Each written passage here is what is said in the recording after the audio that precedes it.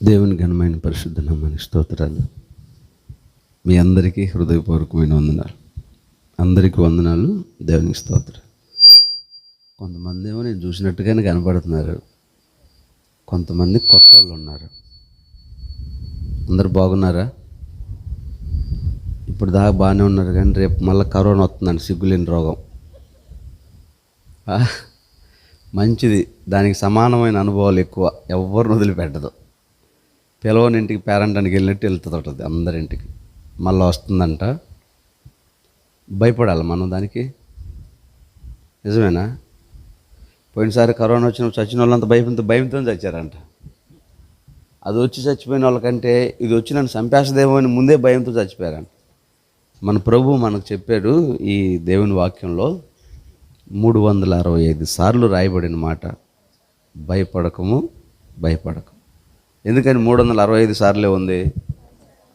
అది సంవత్సరానికి సరిపడా చెప్పేశాడు. ఇంకా మనం భయపడకూడదు. కరోనా వచ్చిందని చెప్పకూడదు, కరీనా కపూర్ వచ్చింది చెప్పకూడదు, భయపడకూడదు. ఎవరు వస్తే మనకి మన ప్రభు మనతో ఉన్నాడు. మంచిది.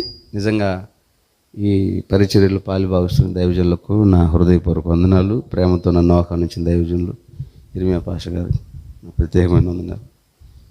చాలా కసి, ఆశ, కష్టశాలి. ఎందుకంటే 10 సంవత్సరాల కిందటే మా సహవాసం, మీకు తెలియదు. దేవుడు ఎక్కడెక్కడి నుంచో తీసుకొచ్చి నన్ను ఆయన్ని ఒక చోట కూడబెట్టాడు. కానీ నాకంటే ఎక్కువ కష్టపడ్డాడు ఇర్మియా పాష. కరెక్టే కదా? సేవ కూడా ఆశగా ఎక్కువగా పరిగెడుతుంటాడు. నాకేమో సింపుల్గా దొరుకుతున్నాయి, ఆయనకేమో కష్టంగా దొరుకుతున్నాయి. మరి ఒకేసారి పెద్దది ఇస్తాడేమో దేవుడు నీ కష్టానికి. మంచి దైవజనుడు. నేను వేళ్ళ మీద కొంతమందిని మంచి పాస్టర్ల పేరు చెప్పండి అని నన్ను అడిగితే నేను ఖచ్చితంగా ఆ 10 మందిలో పాస్టర్ గారి పేరు చెప్తా. నమ్మకస్తుడు, మంచోడు, సాత్వికుడు, విధేయుడు. మీకు తెలుసుగా, మళ్ళీ కొత్తగా నాతో చెప్పిస్తున్నారు, మీరు చూస్తూనే ఉన్నారు కదా. మంచి సేవకుడు, ఆశ. లేకపోతే దేవుడు చెప్పకపోతే ఎక్కడ ఉన్నాడు పాస్టర్ గారు, ఎక్కడ దాకా వచ్చాడు? ఇది ప్రభు చిత్తం కాకపోతే ఇంకేంటి? లక్షల రూపాయలు ఖర్చు పెట్టుకొని స్టార్ట్ చేసిన సభలు వర్షాలు వచ్చి గాలికి ఫ్లెక్సీలు చినిగిపోయి, స్టేజీలు కూలిపోయి, సౌండ్ సిస్టమ్ తడిసిపోయి గందరగోళం అయిపోయారు. కానీ ఆయన చిత్తం అయిందేమో, మంచి వాతావరణం దేవుడు మీకు ఇచ్చాడు. వేస్తున్నాను నిజం. దేవుడు మిమ్మల్ని దీవించును గాక. ఆయన మాటలు వినాలని, దేవుడు మిమ్మల్ని ఆశీర్వదించాలని సమకూర్చాడు. ఎందుకు ఈ మాటలు చెప్తున్నానంటే, 2005వ సంవత్సరం జర్మనీ నుంచి ఒక పాస్టర్ గారు మన ఇండియాకి వచ్చాడు. ఆయన ఎక్కడ మీటింగ్ పెట్టాలని చూస్తూ ఉంటే, ఆయన మీటింగ్ పెట్టడానికి స్థలం సరిపడా ఒక చోట దొరకలేదంట. 100 ఎకరాలు ఉందా? చాలట్లా. 200 ఎకరాలు చాలట్లా. అంతకు మించి ఒకే స్థలంలో ఒకే చోట ప్లేస్ లేదు. చివరికి చెన్నై దగ్గర ఒక పాత ఎయిర్పోర్ట్ ఉంది, అది ఇంచుమించు 500 ఎకరాలు ఉందండి ఎయిర్పోర్ట్. ఇదైతే పాస్టర్ గారికి సరిపోయింది, ఈ స్థలం అయితే ఇక్కడ ఏర్పాటు చేద్దామని ఆ 500 ఎకరాల్లో మీటింగ్ ఏర్పాటు చేస్తారు. 500 ఎకరాలు నిండిపోయారు మనుషులు, దేశం నలుమూలల నుంచి వచ్చి కూర్చున్నారు. ఈ పాస్టర్ గారు వస్తే ఈ ప్రజలు, ఈ పబ్లిసిటీ, ఇక హైవే ఎక్కితే ఆయన ఫోటోనే కనపడుతుంది ఫ్లెక్సీ చేసి. దేశం కాశ్మీర్ నుంచి కన్యాకుమారి దాకా పబ్లిసిటీ చేశారు. పలానా దైవజనుడు వస్తున్నాడు మన ఇండియాకి, మన దేశానికి, ఆశ కలిగిన వాళ్ళు రండి, ప్రార్థన చేయించుకోండి, పాల్గొనండి అని. కొంతమంది మత్తును మొదలుకి ఇది నచ్చల. ఇంత పెద్ద సభలు ఇంత గ్రాండ్గా జరుగుతున్నాయి, ఏదో ఒకటి చేయాలి అని ఉత్తరాఖండ్లో అఘోరాలు కొంతమంది ఉంటారు. వాళ్ళు భయంకరమైన వశీకరణ విద్య, చేతబడి, చిల్లంగితనం ఇలాంటివి చేస్తూ ఉంటారు. కొంతమంది కరుడు కట్టిన ఈ మాంత్రికులను తీసుకొని ఆ సభల్లో తీసుకొచ్చి, ఈ పాస్టర్ గారు వచ్చినట్టుగా మరలా తిరిగి వాళ్ళ దేశానికి వెళ్ళకూడదు, ఇక్కడే ఆయన అంతమైపోవాలి, మీరు ఏం చేస్తారో తెలియదని ఆ జనాల్లో పెట్టేసి వాళ్ళని కూడా పాస్టర్ గారిని ఏదో ఒకటి చేసేయండి అని చెప్పాడు. ఇక పాటలు పాడుతూ ఉన్నారు, ఆరాధనలు జరుగుతూ ఉన్నాయి. సమయం సరిగ్గా ఇదే సమయం 8:45 అటు ఇటుకి అవుతుంది. పాస్టర్ గారు వచ్చారు. స్టేజ్ ఎక్కుతూ ఆయనకున్న అలవాటు ఏంటంటే, ప్రజల్ని పలకరించే పద్ధతి తెలుసా? హల్లెలూయా అంటాడు. ఆ మాట అనగానే ఆ వేవ్ అలా వస్తుంది. అలాగే మీకు తెప్పేదేమో అల గురించి పొద్దులేస్తే మీ ఇంటి చుట్టే ఉంటుంది. అది ఆలోచినట్టుగా ఆ మాట ఆ సౌండ్ బాక్సుల నుంచి అట్లా వెళ్ళిందండి. ఎంతమందికి దయ్యాలు పట్టాయో, ఎంతమందికి రోగాలు ఉన్నాయో, ఎంతమంది చీకటి శక్తులతో ఉన్నారో మొత్తం కింద పడి గిలగిల కొట్టుకుంటా ఉన్నారు. వాళ్ళ మధ్యలో ఈ కరుడు కట్టిన తీవ్రవాదులు ఉన్నారు, మొదలు చేతబడి చేసేవాళ్ళు. వాళ్ళు కూడా కింద పడి గిలగిల కొట్టుకుంటున్నారు, మూర్ఛజోగం వచ్చిన వాళ్ళు. విచిత్రం ఏంటంటే వాళ్ళకి బట్టలు ఉండవు. జనాల్లోకి వచ్చేసరికి ఒక ఎర్రబట్ట చుట్టేసి పెట్టారు, అది ఊడిపోయింది, కొట్టుకుంటున్నారు. జనాలందరూ ఆశ్చర్యంగా, ఎవర్రా వీళ్ళు వెరైటీగా ఉన్నారు, ఒక్కొక్కటి గోర్లు ఇంత పొడుగు మెలిదిరిగి ఉన్నాయి, జుట్టేమో అంటలంటలు చుట్టుపోయి ఉంది, వీళ్ళు ఈ ప్రార్థనలకు సంబంధించిన వాళ్ళు కాదే, ఎందుకున్నారు ఇక్కడ? మీడియా మొత్తం వాళ్ళని కవర్ చేస్తూ ఉంది, టీవీలో వాళ్ళు కనపడతా ఉన్నారు. ఈ పాస్టర్ గారు చెప్పాడు, ఈయనకు అర్థమైపోయింది, అంత గొప్ప దైవజనుడు దేవుడు చెప్పకుండా ఉంటాడా? వాళ్ళని పట్టుకురండి పైకి, ఎందుకు వచ్చారు, ఏమొచ్చారు? వాళ్ళు చెప్తున్నారు, మిమ్మల్ని చంపడానికి మేము వచ్చామయ్యా, మేము మంత్రం చెప్పే లోపే నువ్వు చెప్పిన మంత్రం పెద్ద మంత్రం అయ్యా, మమ్మల్ని కూడా పడేసిందయ్యా అని. ఏ మంత్రం చెప్పాడు ఆయన? అందుకని ఆ మంత్రం మీరు మర్చిపోకూడదు. మన సర్వరోగ నివారణ మంత్రం ఏదది? అది. ఇక మాటకు ముందు వెనక దేవునికి మహిమ. హల్లెలూయా. కాబట్టి ఈ మంత్రం ఒకటే చాలు, మొత్తం దయ్యపు రోగాలు, శక్తులు మొత్తం పారిపోతాయి యేసునామములో. ఇప్పుడు రాత్రి అంతా ఇక్కడ హల్లెలూయా చెప్తున్నారు కదా, ఈ చుట్టుపక్కల ఇళ్లలో ఉన్న జబ్బులు, రోగాలు, దరిద్రత, అసమాధానం, చీకటి తొలగిపోవాలా. కోటి చప్పట్లు హల్లెలూయా. ఈ పాకల గ్రామాన్ని దేవుడు దీవించాలి. హల్లెలూయా. దేవుడే ప్రేమించకపోతే ఈ స్తుతి ఇక్కడ వినబడదు, ఈ వాతావరణం అనుకూలంగా ఉండదు, మనమందరం ఇంత చక్కగా దేవుని సన్నిధిని అనుభవించలేం. దేవుడే ప్రేమించాడు కాబట్టి నో డౌట్ ఈ స్థలాన్ని, ఈ ప్రాంతాన్ని దేవుడు ఉద్దేశించాడు. దేవుడు దీవించునుగాక. సహకరించిన దైవజనులు కూడా నిండైన సమాధాన ఆశీర్వాదాలు దేవుడు మీకు దయచేయునుగాక. ఒక 2 మాటలు, నేను ఇప్పుడు సమయం ఇంచుమించు 5 నిమిషాలు తక్కువ 9 అవుతుంది, ఒక 45 నిమిషాలు మీతో వాక్య పరిచర్యలో పంచుకుంటాను, జాగ్రత్తగా వినండి. ఆ తర్వాత ఏమైనా 2 నిమిషాలు ఎక్కువైతే నాకు సంబంధం లేదు, ఇంకా అంత పరిశుద్ధాత్మ చేస్తాం అని. నా సమయం అయితే 45 నిమిషాలు, చక్కగా దేవుడి మాటలు విందాం.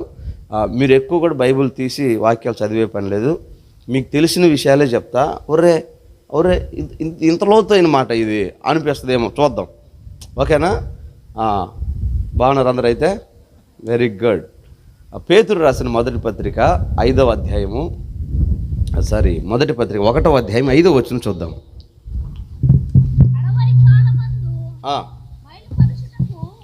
కడవరి కాలమందు బయలుపరచబడుటకు సిద్ధముగా ఉన్న రక్షణ మీకు కలుగునట్లు విశ్వాసము ద్వారా దేవుని శక్తి చేత కాపాడబడే మీ కొరకు ఆ స్వాస్థ్యము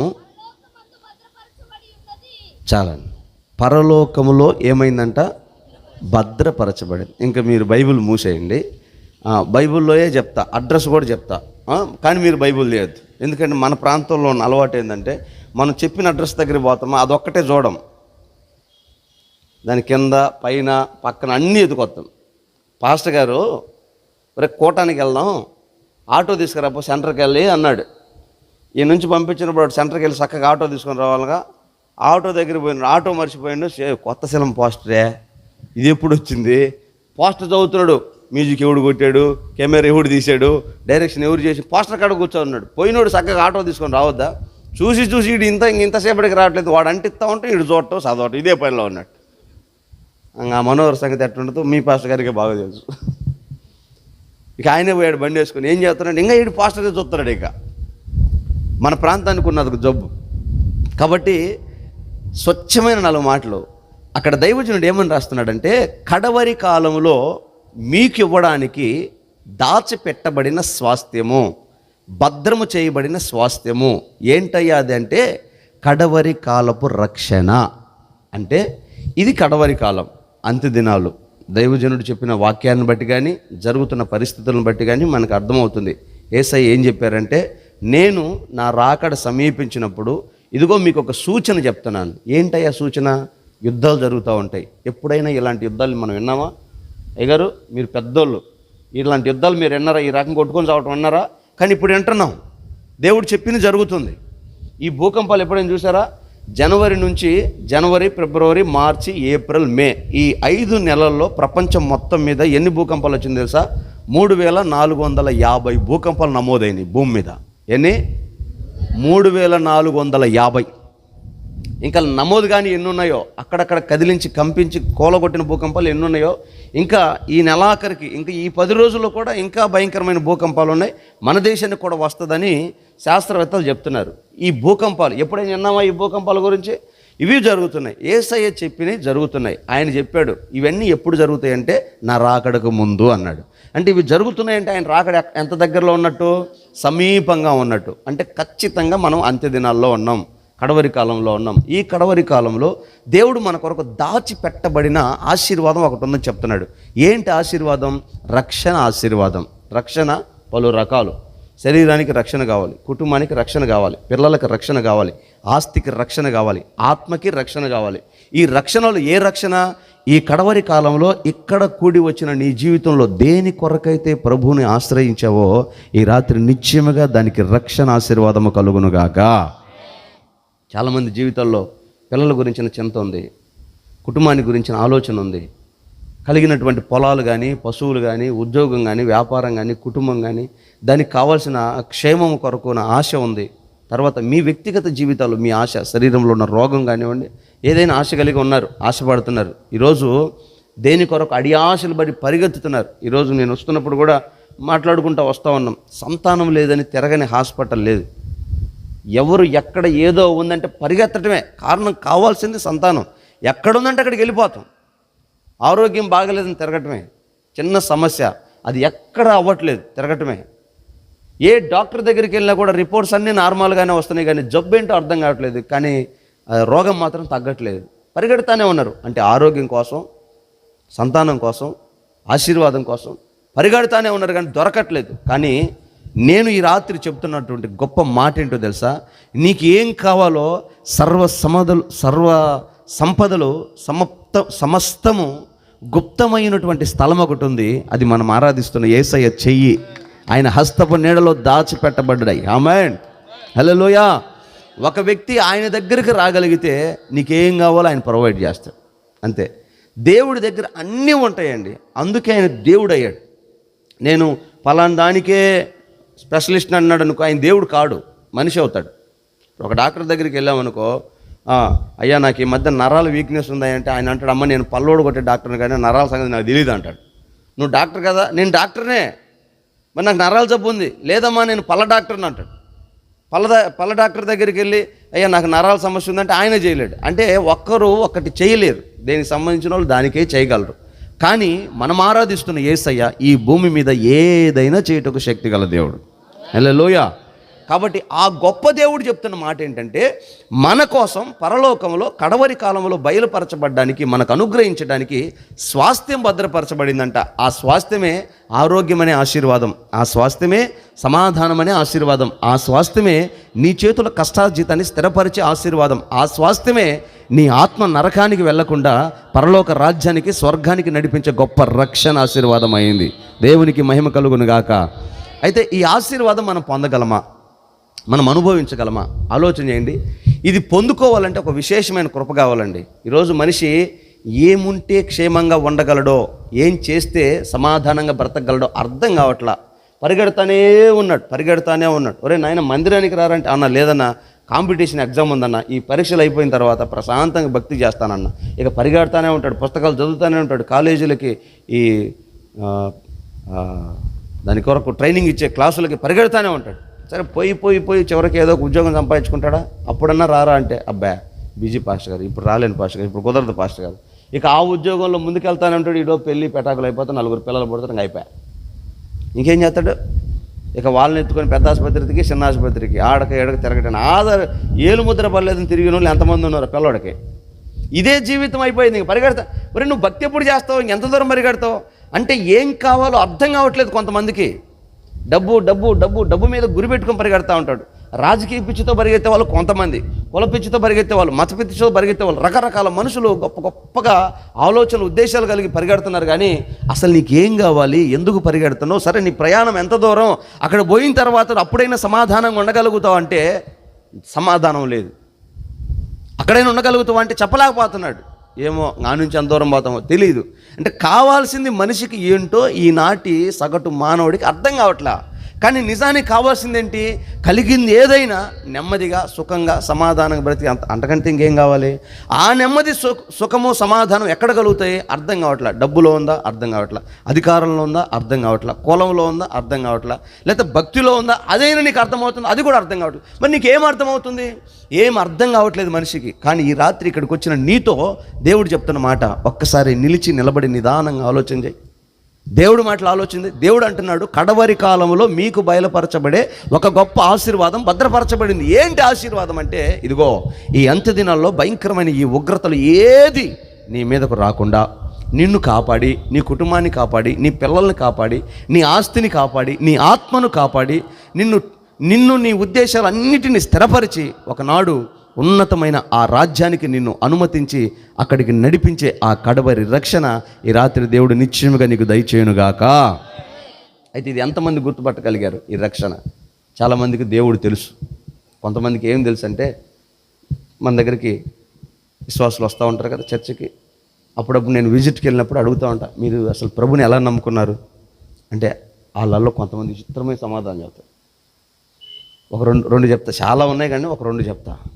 ఒక ఆమె అనింది, మీరు ప్రభుని అయ్యా అసలు నా నడుము నొప్పి గురించి తిరగని హాస్పిటల్ లేదయ్యా, అయితే యేసయ్య నమ్ముకున్నానా ఎట్టే పోయింది నడుము నొప్పి, అందుకని అంతే ఆయన నమ్మకం పెట్టుకుని ఆయన మీద నమ్మకం పెట్టుకున్నా, ఇంకెప్పుడు నడుము నొప్పి రాదు ఆయన నమ్ముకుంటే. ఇప్పుడు ఆయన నడుము నొప్పి స్పెషలిస్ట్ డాక్టర్ అయిపోయాడు. ఆయన నమ్ముకుంటే నడుము నొప్పులు రావు, మోకాల నొప్పులు రావు, కిడ్నీ నొప్పులు రావు. అందుకే ఆయన నమ్ముకున్నాను. ఇంకా ఆ రోజు నుంచి ఆమెకు భక్తి అలవాటైంది, చర్చికి వస్తూ ఉంది, భక్తిలో ఉంది. మొత్తానికి తెలుసో తెలియకో దేవుని పట్టుకుంది, ఆశీర్వదించబడింది. మంచిది. ఇంకొక ఆమెను అడిగా, అమ్మ అసలు మీరు ఎందుకు వచ్చారమ్మా ప్రభు దగ్గరికి అని అడిగా. ఆమె ఏం చెప్పింది తెలుసా? అన్నయ్య మాకు ఇంతకుముందు ఇన్ని గేదెలు ఉండేవి, ఇన్ని ఎడ్లు ఉండేవి. అయితే ఒక్కొక్క గేదె ఒక్కోసారి పాలు ఇచ్చేది కదా అన్నయ్య. ప్రభువుని మనసులో అనుకొని తలుసుకొని ప్రార్థన చేసుకొని పాల దగ్గరికి వెళ్తే గిన్నె పగిలిపోయి తట్టు తన్నే గేదె కూడా సమాధానంగా పాలెత్తదంట. ఆమె విశ్వాసం అది, ఆమె నమ్మకం అది. ఒక్కొక్కరు ఒక్కొక్క రకంగా ప్రభుని నమ్ముకున్నారు. మీరు ఎందుకు నమ్ముకున్నారో అవకాశం ఇచ్చి మైకిత్తి మీరు కూడా చదువుతారు. సాక్ష్యాలు మామూలుగా ఉండవు మన సాక్ష్యాలు. మీరు ఎందుకు నమ్ముకున్నారు? కానీ ఎందుకు నమ్ముకోవాలో చెప్తానండి. ఈరోజు సగటు మనిషికి ఏం కావాలో వాటన్నిటిని అనుగ్రహించగలిగిన గొప్ప శక్తిగల దేవుడు మన ప్రభు అయిన యేసుక్రీస్తు. ఆయన మనకు అన్ని ఆశీర్వాదాలు అనుగ్రహించగలడు. ఆయన ఎందుకు నమ్ముకోవాలంటే, ఈ భూమి మీద ఒక మనిషి పుట్టిన దగ్గర నుంచి మరణం వరకు ఏం కావాలో వాటిని అనుగ్రహించి, ఆ మరణము తర్వాత కూడా నీ ఆత్మకి శాంతిని చేకూర్చే శక్తిగల ఒకే ఒక దేవుడు నేను ప్రకటించే యేసుక్రీస్తు. హల్లెలూయా, హల్లెలూయా. ఎందుకని మాట చెప్తున్నానంటే, ఏదైనా మనం ఒక సెల్ ఫోన్ కొన్నాం అనుకోండి, ఈ సెల్ ఫోన్ పాడైపోయింది అనుకో, దాన్ని రిపేర్ చేయడానికి ఎక్కడికైనా తీసుకెళ్తే తెలిసినోడైతే చేస్తాడు, తెలియనోడు అంటాడు అబ్బాయి ఈ ఫోన్ నాకు తెలియదండి, ఆ కంపెనీ దగ్గర తీసుకెళ్ళమంటాడు. ఆడి దగ్గర తీసుకెళ్తే నిమిషంలో చేస్తాడు. నువ్వు ఎట్ట చేయగలిగారో అంత ఈజీగా, మా ఊర్లో మెకానిక్ రాలేదంటే ఆడంటాడు. ఇది తయారు చేసినోడు మాన్యువల్ బుక్ అని ఒకటి ఇస్తాడు. అంటే ఏ పార్ట్ ఎక్కడుంది, ఎందుకు చెడిపోద్ది, దాన్ని ఎట్లా బాగు చేయాలో ఆ మాన్యువల్ పుస్తకంలో ఉంటుంది. దాన్ని చూసి మేము వెంటనే చేసేస్తామని. అంటే తెలిసిన వాడే చేయగలడు, తెలియనోడు చేయలేడు. ఈ రోజున మనిషి మరణము తర్వాత ఏమవుతాడో అర్థం కాక పిచ్చోడై కాశీకి పోయి కమండలాలు పట్టుకొని హిమాలయ పర్వతాల్లో తపస్సులు చేస్తున్నారు. మరణము తర్వాత ఏం జరుగుతుందో అర్థం కాక. కానీ నేను ప్రకటించే యేసు ఈ పరిశుద్ధ గ్రంథంలో మరణం తర్వాత జీవితం ఎలాగుంటుందో సవివరంగా చెప్పగలిగాడు. ఎందుకనో తెలుసా? ఆయనే తయారు చేశాడు కనుక ఆ మాన్యువల్ ఆయనకు తెలుసు. హల్లెలూయా. మనల్ని పుట్టించింది ఆయనే కనుక మన ఎక్స్పైరీ డేట్ ఆయనకి తెలుసు. ఆ తర్వాత మనం ఏమవుతాం కూడా ఆయనకు తెలుసు. అందుకే చెప్తున్నాడు, కడవరి కాలంలో ఈ ఆశీర్వాదాన్ని నేను నీకు బయలుపరుస్తాను, నీకు అనుగ్రహిస్తాను. అది మనం గ్రహించాలి. ఆ ఆశీర్వాదాన్ని మనం అర్థం చేసుకోవాలి. ఇది ఎట్లా ఉంటుందంటే, ప్రభు యొక్క ఆశీర్వాదం ఎట్లా ఉంటుందంటే, ఆ రోజు ఇశ్రాయేలీలు ఐగుప్తులో నుంచి కనానుకు బయలుదేరారు. అరణ్యంలో ఒక స్థలంలో ఆగాల్సి వచ్చింది. అప్పుడు కొంతమంది మాట్లాడుకుంటున్నారు. ఏమని మాట్లాడుకుంటున్నారంటే, వాళ్ళు బయటకు వచ్చేటప్పుడు వాళ్ళ మనసులో ఏముంది తెలుసా? అబ్బా ఎంత గొప్ప దేవుడురా, ఆ బానిస బ్రతుకులోంచి విడిపించాడు, ఇక నుంచి మనం స్వేచ్ఛగా బతకవచ్చు.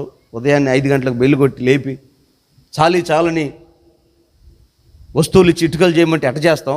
ఇప్పుడు చూడు, స్వేచ్ఛగా మనం దేవుడి సన్నిధిలో ఉండి వెళ్ళిపోతున్నాం. ఇక నుంచి రాజ్యం మనదే, అధికారం మనదే, మన స్వతంత్రులం అయ్యామని ధైర్యంగా చెప్పుకొని బయటకు వచ్చిన వాళ్ళు ఆ రోజు అక్కడ కూర్చొని ఏం మాట్లాడుకుంటున్నారంటే, ఇక ఎప్పుడు ఇంతేనా, పొద్దుగూకులు ఇదేనా, ఇక వేరే ప్రపంచం లేదా, విడుదల రాదా అని మాట్లాడుకుంటున్నారు.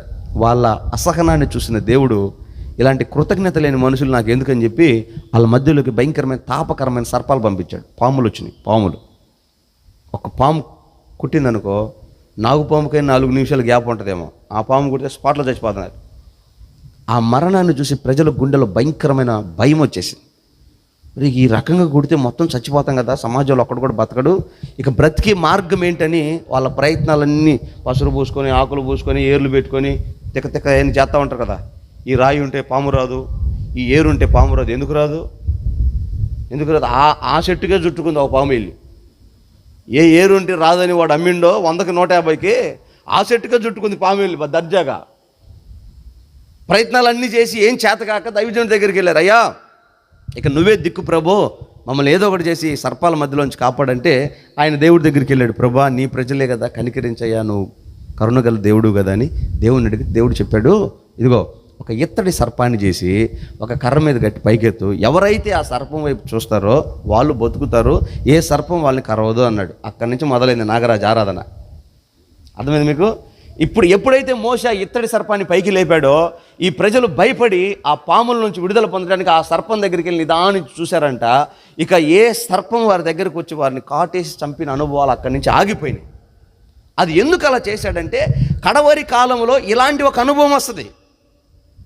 కడవరి కాలం అంటే భూమి అంతమయ్యే రోజుల్లో, ప్రజలు నాశనమయ్యే రోజుల్లో, కరువులు, యుద్ధాలు, భూకంపాలు వచ్చి ప్రళయం వచ్చే రోజుల్లో, యుగాంతం వచ్చే రోజుల్లో, ఈ కడవరి కాలంలో ఇలాంటి పరిస్థితులు వస్తాయి. కరోనా రావచ్చు, లేకపోతే యుద్ధం రావచ్చు, లేకపోతే భూకంపం రావచ్చు, లేకపోతే ఇంకొక భయంకరమైన రోగాలు రావచ్చు, భయంకరమైన యాక్సిడెంట్లు అవ్వచ్చు, ఎలాగైనా అవ్వచ్చు. ఇలాంటి పరిస్థితులు వస్తాయి. అప్పుడు నిన్ను నువ్వు కాపాడుకొని, నీ పిల్లల్ని కాపాడుకొని నువ్వు బ్రతకాలి అంటే ఖచ్చితంగా నిదానుంచి నీ శాపాన్ని విరవగలిగిన ఒకని వైపు చూడాలి. ఆయన మన ప్రభు అయిన యేసు మన కొరకు సిలువ మీద ఎత్తబడినవాడు. హల్లెలూయా. ఆయన మన కోసం భద్రపరచబడి 2024 సంవత్సరాల క్రిందట మనకు అనుగ్రహించబడ్డాడు. ఆయన వచ్చాడు, ప్రపంచ నడిబొడ్డున పుట్టాడు, మన కోసం ఒక సిలువ మీద తన 2 చేతులు చాపి తన ప్రాణాన్ని త్యాగం చేసి బలి అయి ఆయన రక్తాన్ని చిందించి పాప పరిహారం చేసి చనిపోయాడు. చెప్పిన మాట, ఇదిగో ఈ రక్తంలో కడగబడిన వాడు ఇక శాపం నుంచి విడుదల పొందుతాడు. ఈ రక్తంలో కడగబడిన వాడి మీద ఏ రోగము, ఏ దుర్మార్గము, ఏ అన్యాయము, ఏ మరణము ఏలుబడి చేయదు అని చెప్పి మరలా నేను వస్తాను సిద్ధపడనని తిరిగి వెళ్ళిన దేవుడు. ఆ దేవుడు నీకు అర్థమయ్యాడా? ఆ దేవుడు నీకు దొరికాడా? ఆ దేవుడు గురించే నువ్వు వెతుకుతున్నావా? ఆ ఆశీర్వాదం గురించే నువ్వు ఆశపడుతున్నావా? లేదా ఒకసారి పరీక్షించుకో. ఒకవేళ ఇంకా ఆ దేవుడు నీకు అర్థం కాకపోతే ఈ రాత్రి 2 మాటలు చెప్తా, జాగ్రత్తగా విను. అంత్య దినాల్లో ఉన్నాం. దాచబడిన ఆశీర్వాదం బయలుపరచబడింది. ఇది రక్షణ ఆశీర్వాదం, ఇది సమాధానం అనే ఆశీర్వాదం, ఇది ఆరోగ్యం అనే ఆశీర్వాదం, ఇది నెమ్మదిగా బ్రతికే ఆశీర్వాదం. ఈ ఆశీర్వాదాన్ని నువ్వు అనుభవించాలి. ఎలా, ఎందుకు? ఆ రోజు పాత నిబంధనల గ్రంథంలో ఒక చిన్న సంఘటన జరిగింది. ఒక ఆవిడ, బాగా పేరున్న ఆవిడే, మంచి ఆవిడే. ఇంకా చెప్పాలంటే ఆవిడ గురించి రాయబడిన మాట తెలుసా? ఆమె పేరు, ఆమె ఇంటి పేరు రాయలేదు, కానీ ఆమె క్యారెక్టర్ రాశాడు దేవుడు. ఏమని రాశాడు తెలుసా? ఈమె గనురాలు అని రాశాడు. ఎవరామె? గనురాలు. ఆ గనురాలు ఏం చేసింది? దైవజనుడు వస్తా ఉన్నప్పుడు ఆయనకు ఆశ్రయం ఇచ్చింది, ఆహారం ఇచ్చింది, భోజనం పెట్టింది, కానుకలు ఇచ్చింది, సేద తీరటానికి, విశ్రాంతి తీసుకోవడానికి గది సిద్ధపరిచింది, అన్ని ఏర్పాట్లు చేసింది దైవజనుడి క్షేమం కొరకు. ఇప్పుడు దైవజనుడు ఇంత క్షేమంగా, దైవజనుడిని ఇంత పోషిస్తుంది కదా ఈమెకి ఏదైనా సహాయం చేయాలి, ఏం కావాలమ్మా అని అడిగితే ఆ పక్కన ఆయన చెప్పాడు, అయ్యా పెళ్ళి చాలా సంవత్సరాలు అయింది కానీ సంతానం లేదయ్యా. దైవజనుడికి ఇంత చేసావు కనుక ఖచ్చితంగా మీదటి సంవత్సరానికి నీ గౌగిట్లో ఒక మగబిడ్డ ఉంటాడు అన్నాడు. ఆమెనింది, పాస్టర్ గారు మీ ఆశ మంచిదే, మీరు పాస్టర్ గారు కాబట్టి, ఎవరు కాబట్టి? పాస్టర్ గారు కాబట్టి మంచి మాట చెప్పాలి కాబట్టి చదువుతున్నారు, కానీ నాకు పిల్లలు పుట్టరు డాక్టర్ చెప్పాడని. పిచ్చిదానా? నేను చెప్పేది అసలు శిశులైన పరమ వైద్యుడు ఆయన. అసలు ఆయన ట్రీట్మెంట్ నీకు తెలియదు. లేనిది పుట్టించగలడు, లేని దాన్ని పుట్టించగలడు, ఉన్నదాన్ని తీసేయగలడు. డాక్టర్లందరూ చేతులు ఎత్తేస్తారు, ఇంక అసాధ్యం పిల్లలు పుట్టరని ఎత్తేసారు కదా. నీ విషయంలో కూడా నేను ప్రకటిస్తున్న యేసు పరమ వైద్యుడు నూతనమైన గర్భాన్ని నీకు ఇచ్చి మరలా మీదటికి మగబిడ్డని ఇస్తాడు అని నిర్ధారణ చేసి చెప్పాడు. వెళ్ళిపోయాడు. ఆయన చెప్పింది చెప్పినట్టుగా మీదటికి మగబిడ్డ ఆయన కౌగిట్లో ఉండిపోయాడు. అంతే. హల్లెలూయా. జాగ్రత్తగా వింటున్నారు కదా. అబ్బో, అక్కకి ఆనందం ఎక్కువైపోయింది. ఇక పిల్లని బ్రహ్మాండంగా పెంచుతుంది. 3 ఏళ్ళు గడిచింది. ఎన్ని సంవత్సరాలు?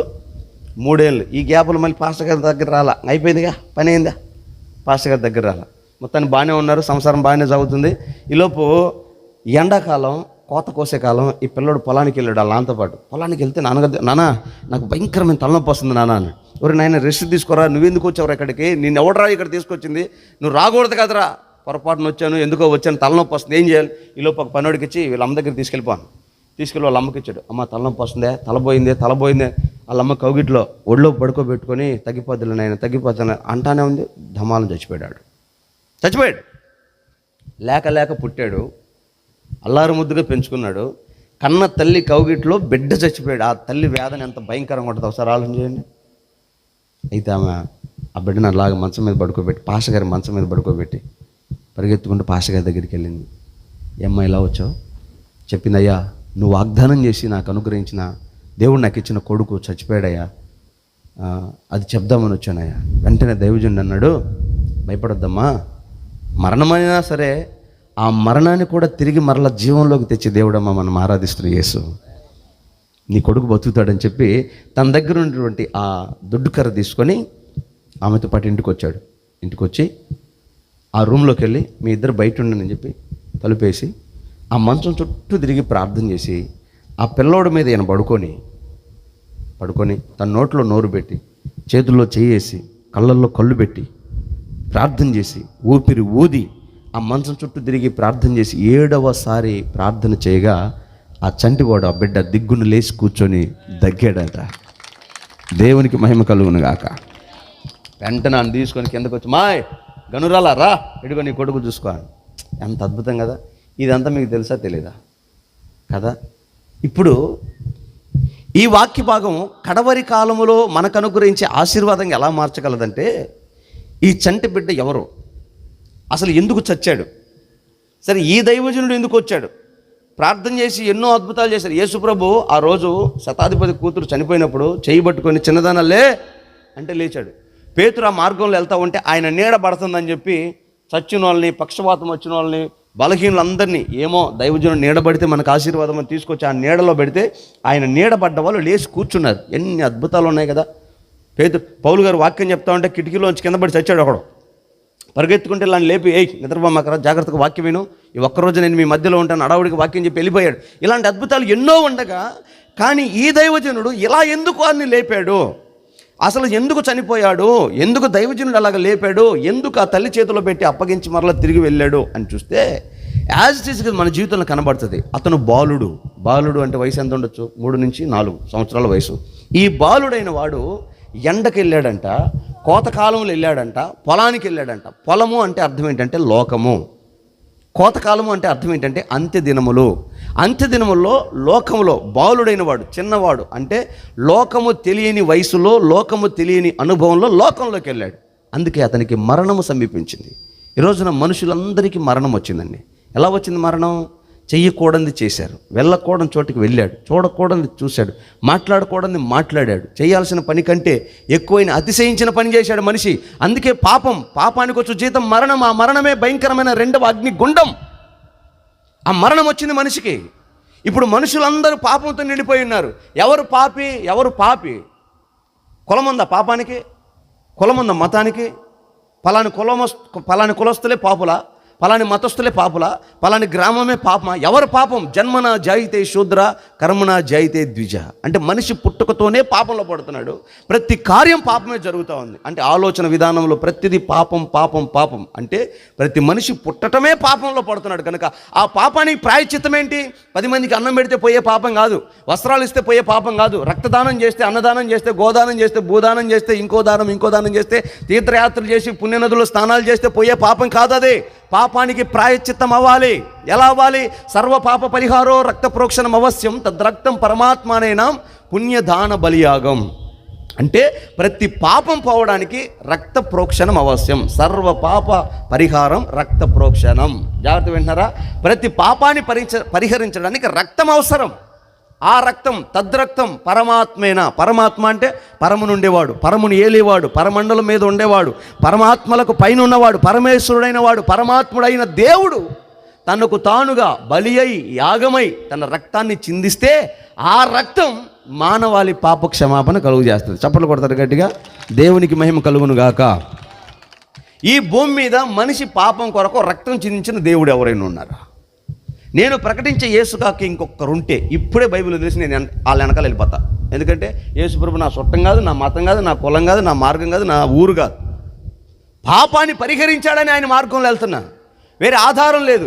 ఈరోజు మన పాప పరిహరించడానికి వేరే దారి లేదు. ఖచ్చితంగా యేసే మార్గం. యేసుని నమ్మాల్సిందే, యేసుని వెంబడించాల్సిందే. యేసయ్య ఒక్కడే పాప క్షమాపణ కలుగు చేయగలిగిన వాడు. అంత గొప్ప దేవుడు యేసు ప్రభు. ఈ పాపం ఎక్కడి నుంచి వచ్చింది? ఆదాము దగ్గర నుంచి వచ్చింది. ఆదాము ఏం చేస్తే వచ్చింది పాపం?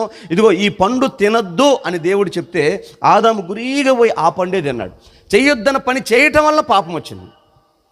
వెళ్ళకూడని స్థలానికి వెళ్ళటం వల్ల పాపం వచ్చింది. ఈరోజు మనం చేసేది అది కదా. హలో, సినిమాలు చూడకూడదు, చూస్తున్నాం చూడట్లేదా? సీరియల్ చూడకూడదు, చూస్తున్నాం చూడట్లేదా? అబద్ధాలు ఆడకూడదు, ఆడుతున్నాం ఆడట్లేదా? అస్సలు నేను అబద్ధమే అన్నయ్య అన్న వాళ్ళు ఎవరన్నా టెల్లు చెప్పండి. అయిపోలా పాపం వచ్చేలా. అసలు నేను జబర్దస్త్ అంటే ఏంటిది అన్నయ్య అన్న వాళ్ళు ఎవరన్నా టెల్లు చెప్పండి. పాపలను తీయడం వల్ల మనలో ఆ బలహీనతలు ఉన్నాయి. ఆ పాపానికి సంబంధించిన వేళ్ళు ఉన్నాయి కనుక ఆ పాపానికి ప్రాయశ్చిత్తం యేసే. అందుకే యేసుని నమ్మాలి, యేసు దగ్గర రావాలి. ఆ బాలుడి పరిస్థితి ఏంట్రా ఆ రోజు అంటే ఈరోజు మన పరిస్థితి అదే. ఆడు వెళ్ళకూడని స్థలానికి వెళ్ళాడు, చేయకూడని పని చేశాడు, అందుకే బలహీనుడై చచ్చాడు. ఈరోజు మనం కూడా మన జీవితంలో జరుగుతుంది కూడా అదే. చేయకూడని చేస్తున్నాం, మాట్లాడకూడని మాట్లాడుతున్నాం, వినకూడని వింటున్నాం, చూడకూడని చూస్తున్నాం, అనకూడని అంటా ఉన్నాం. దేవుడు చెయ్యొద్దని చెప్పిన ప్రతిదాన్ని అతిశయించి మొండి వైఖరితో, గర్వంతో, అహంకారంతో చేస్తానే ఉన్నాం. అది మనకు పాపం అవుతుంది. ఆ పాపానికి ప్రాయశ్చిత్తం ఏంటి? ఎలా?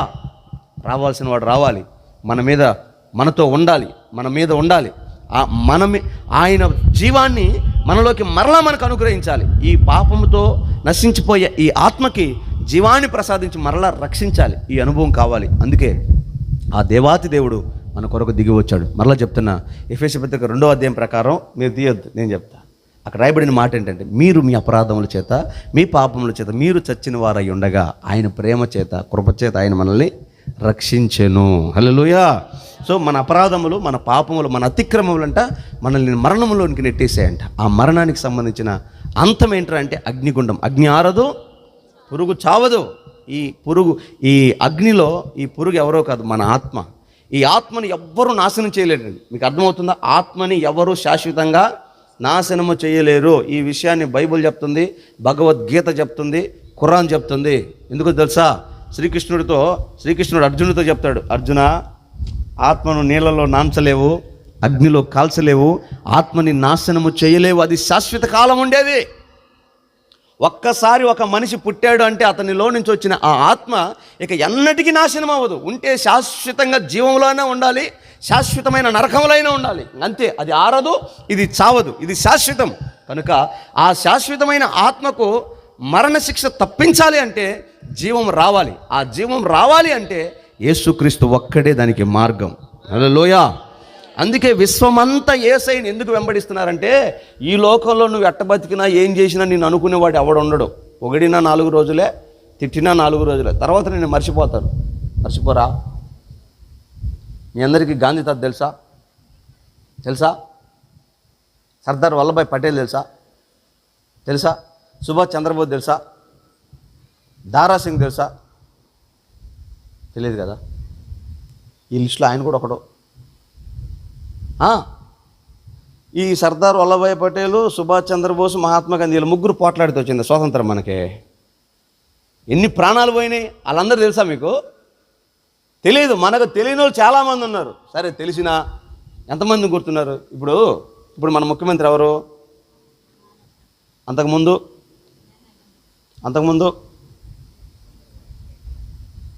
రాజశేఖర్ రెడ్డి, అంతకుముందు ఎన్టీ రామారావు, అంతకుముందు నాకు కూడా తెలియదు. అంతకుముందు రాష్ట్రాన్ని ఏలిన రాజుల పేర్లేని గుర్తులేదే. ఇక సామాన్యులు ఎంతమంది గుర్తుపెట్టుకోవటం, మనల్ని ఎవరు గుర్తుపెట్టుకుంటారు? అంటే అంత చిన్న జీవితం మంది. ఈరోజు గుర్తుపెట్టుకోకపోయినా, నలుగురికి తెలిసినా తెలియకపోయినా ఓకే, కానీ మరణము తప్పించుకోకపోతే, నరకాన్ని తప్పించుకోకపోతే మాత్రం ఆ భయంకరమైన అగ్నిలో మన జీవితాలు శాశ్వత కాలం నిలబడలేవండి. తట్టుకోలేవు ఆ వేదాన్ని. కొద్దిసేపు ఈ చిన్న సూర్యుడి ఎండకే మనం తట్టుకోలేని పరిస్థితి, కానీ ఇక ఆ భయంకరమైన అగ్ని ఎలా తట్టుకోగలుగుతాం? అందుకని దాన్ని తప్పించుకోవడానికి ఖచ్చితంగా మార్గం కావాలి. ఆ మార్గమే నేను ప్రకటించే యేసు. ఆ మార్గమే దాచబడిన కడవరి రక్షణ. చప్పలు కొట్టు గట్టిగా. ఆ రక్షణ ఈ రాత్రి ఈ ప్రాంతానికి ఇక్కడ చేరిన మీకు నిశ్చయముగా దేవుడు దయచేయును గాక. హల్లెలూయా. కాబట్టి గుర్తుపెట్టుకో, మనుషులమైన మనము మన అతిక్రమాలను బట్టి కానీ, మన అపరాధములను బట్టి కానీ మనం పాపంలో పడ్డాము. ఇంకా పడిపోయాము. అంతే. ఏ నరుడైనా, ఏ కులమైన, ఏ మతమైన, ఏ దేశమైనా నరుడికి పాపం వచ్చింది. ఆ పాపానికి ప్రాయశ్చిత్తమే కావాలి. ప్రాయశ్చిత్తం ఎలా? దైవజనుడు రావాలి. దైవజనుడు ఆ బాలుడి మీద ఉండాలి. ఇప్పుడు ఆ బాలుడు 3 సంవత్సరాల పిల్లాడు. ఈ 3 సంవత్సరాలు ఎంత పొడుగుంటాడమ్మా? ఎంత ఉంటాడు? ఎంత ఉంటాడు కదా? 4 ఏళ్ళు అయితే ఎంత ఉంటాడు? ఎలిష 6 అడుగులు మనిషి, 80 కేజీల బరువు. ఎంత పెద్ద మనిషి ఆ బొడ్డోళ్ళలోకి ఎట్లా? ఆడి చేతులు పెట్టాడంట, నోట్లో నోరు పెట్టాడంట, కళ్ళల్లో కళ్ళు పెట్టాడంట. ఆ పిల్లోడి మీద ఎక్కి ప్రార్థన చేసి వాళ్ళలో జీవం ఊదాడంట. ఎట్లా? కానీ అంత పెద్ద దైవజనుడు ఆ పిల్లోని ఎలాగైనా బ్రతికించాలని ఆయన పసివాడిలాగా మారి, ఆ పసివాడంతగా మారి ఎలాగైనా వాడిలో ఆ ఊపిరిని ఊది బ్రతికించినట్లుగా, మనం చిన్నవారమై ఉండగా, మనం ఎందుకు పనికిరాని వారమై ఉండగా పనికొచ్చే గొప్ప దేవుడు, బలవంతుడైన దేవుడు, మహాకాశాల కంటే పట్టజాలని ఆ దేవాతి దేవుడు మన కోసం ఆకాశం నుంచి దిగి వచ్చాడంట. చప్పలు కొడతావు గట్టిగా. దేవునికి మహిమ కలుగును గాక. హల్లెలూయా. అదేదో లోకంలో సామెత ఉంటుంది చూడు, పొద్దుగోగలు ఇంటి చుట్టూ తిరిగితే లోకం అయిపోతారని. దేవుడు నీ దగ్గరకు వచ్చేసరికి నీకు తక్కువ దేవుడు అయ్యాడు. దేవుడు నీ ఇంటికి వచ్చేసరికి తక్కువ దేవుడు అయ్యాడు. దేవుడు నీ వీధిలోకి వచ్చేసరికి తక్కువ దేవుడు అయ్యాడు. అయితే ఆయన కొండ మీద కూర్చొని ఎడకరా మర్యాద కంటే అప్పుడు బాగుండేది కథ. అదే రక్షణ ₹1,00,000 అంటే బాగుండేది కథ. ఆయన ఉచితం అన్నాడుగా, రక్షణ ఉచితం అన్నాడు కదా, నీ దగ్గరికి వస్తానన్నాడు కదా, నిన్ను ఆయన ప్రేమిస్తున్నాడు కదా. నువ్వు ప్రేమించినా ప్రేమించకపోయినా, నువ్వు గుర్తుపట్టకపోయినా మనిషిని ప్రేమించే దేవుడు కదా యేసు ప్రభు. అందుకని ఆయన లోకం అయ్యాడు. ఈరోజు ఆయన కూడా కాస్ట్లీ అంటే సూపర్గా ఉండేది. ఆయన కూడా రేటు పెట్టింటే బాగుండేది. ఆయన ఉచితంగా ఇచ్చాడు కదా రక్షణ, అందుకని నీకు లోకం అయిపోయాడు. గుర్తుపెట్టుకో, దేవుడి గురించి దేవుని లేఖనంలో రాయబడిన మాట ఏంటి తెలుసా? ఆకాశం ఆయన సింహాసనము, ఎస్, భూమి ఆయన కాళ్ళ కింద పీట లాంటిదంట. భూమి, ఈ విశ్వంలో ఉన్న ప్రతి గ్రహాన్ని ఆయన అరచేతితో తూయగలిగినవాడు, కనుసైగలతో శాసించగలిగినవాడు, నడిపిస్తున్నవాడు. ఈ సూర్యచంద్ర నక్షత్రాల లాంటి ఈ ఒక సౌర కుటుంబాలని కొన్ని లక్షలుగా మార్చిన దేవుడు, స్థిరపరిచి ఏర్పాటు చేసిన దేవుడు. అంత గొప్ప దేవుడు ఆయన భూమి మీద ఎక్కడో ఉన్న చిన్న నలుసు లాంటి, దుమ్ము లాంటి, ధూళి లాంటి, ఎంతలో ఉండి అంతలో పోయే బుడగలాంటి నిన్ను ప్రేమించి నీ కోసం దిగి వచ్చాడంట. అంత ప్రేమగల దేవుడు. చప్పలు కొడు గడిగా. దేవునికి మహిమ కలుగును గాక. హల్లెలూయా. ఆలోచన చేయండి ఒకసారి నేను ప్రాంతంలో వెళ్ళినప్పుడు అక్కడున్న ఒక పెద్ద ఆయన, నేను అక్కడికి వచ్చానని తెలుసుకొని వచ్చాడు, కారు వేసుకొని వచ్చాడు. ఆ ప్రాంతంలో ఆయన కొంచెం రాజకీయంగా బాగా అండదండలు ఉన్నటువంటి వ్యక్తి. ఆయన ఊర్లోకి రాగానే, ఆ ఊర్లో ఉంటారు కదా కొంచెం రాజకీయ పిచ్చున్న వాళ్ళు, మొత్తం చుట్టూ చేరి ఆయన చుట్టూ చేతులు కట్టుకొని, సార్ ఏం సార్ ఇటు వచ్చారు? అదేనా ఒంగోలు దగ్గర ఉన్న పాస్టర్ గారు ఈ ప్రాంతానికి వచ్చాడంట కదా, విన్నాను.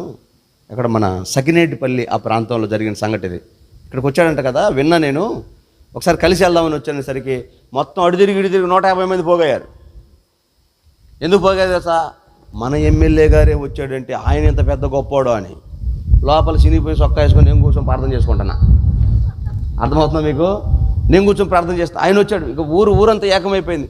నన్ను చూడాలని, నాతో మాట్లాడాలని, నన్ను పరామర్శించాలని.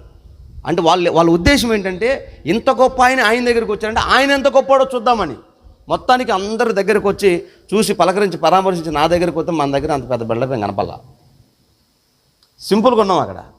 మొత్తానికి వచ్చాడు, పలకరించాడు, మాట్లాడాడు. ఆయన వెళ్ళిపోయిన తర్వాత ఇక ఆ వీధిలోంచి కొంతమంది, ఈ వీధిలోంచి కొంతమంది, ఎందుకంటే మనకు పబ్లిసిటీ ఎక్కువైపోయింది, ఇక చూసుకొని పోతా ఉన్నారు, ప్రార్థన చేసుకొని పోతా ఉన్నారు.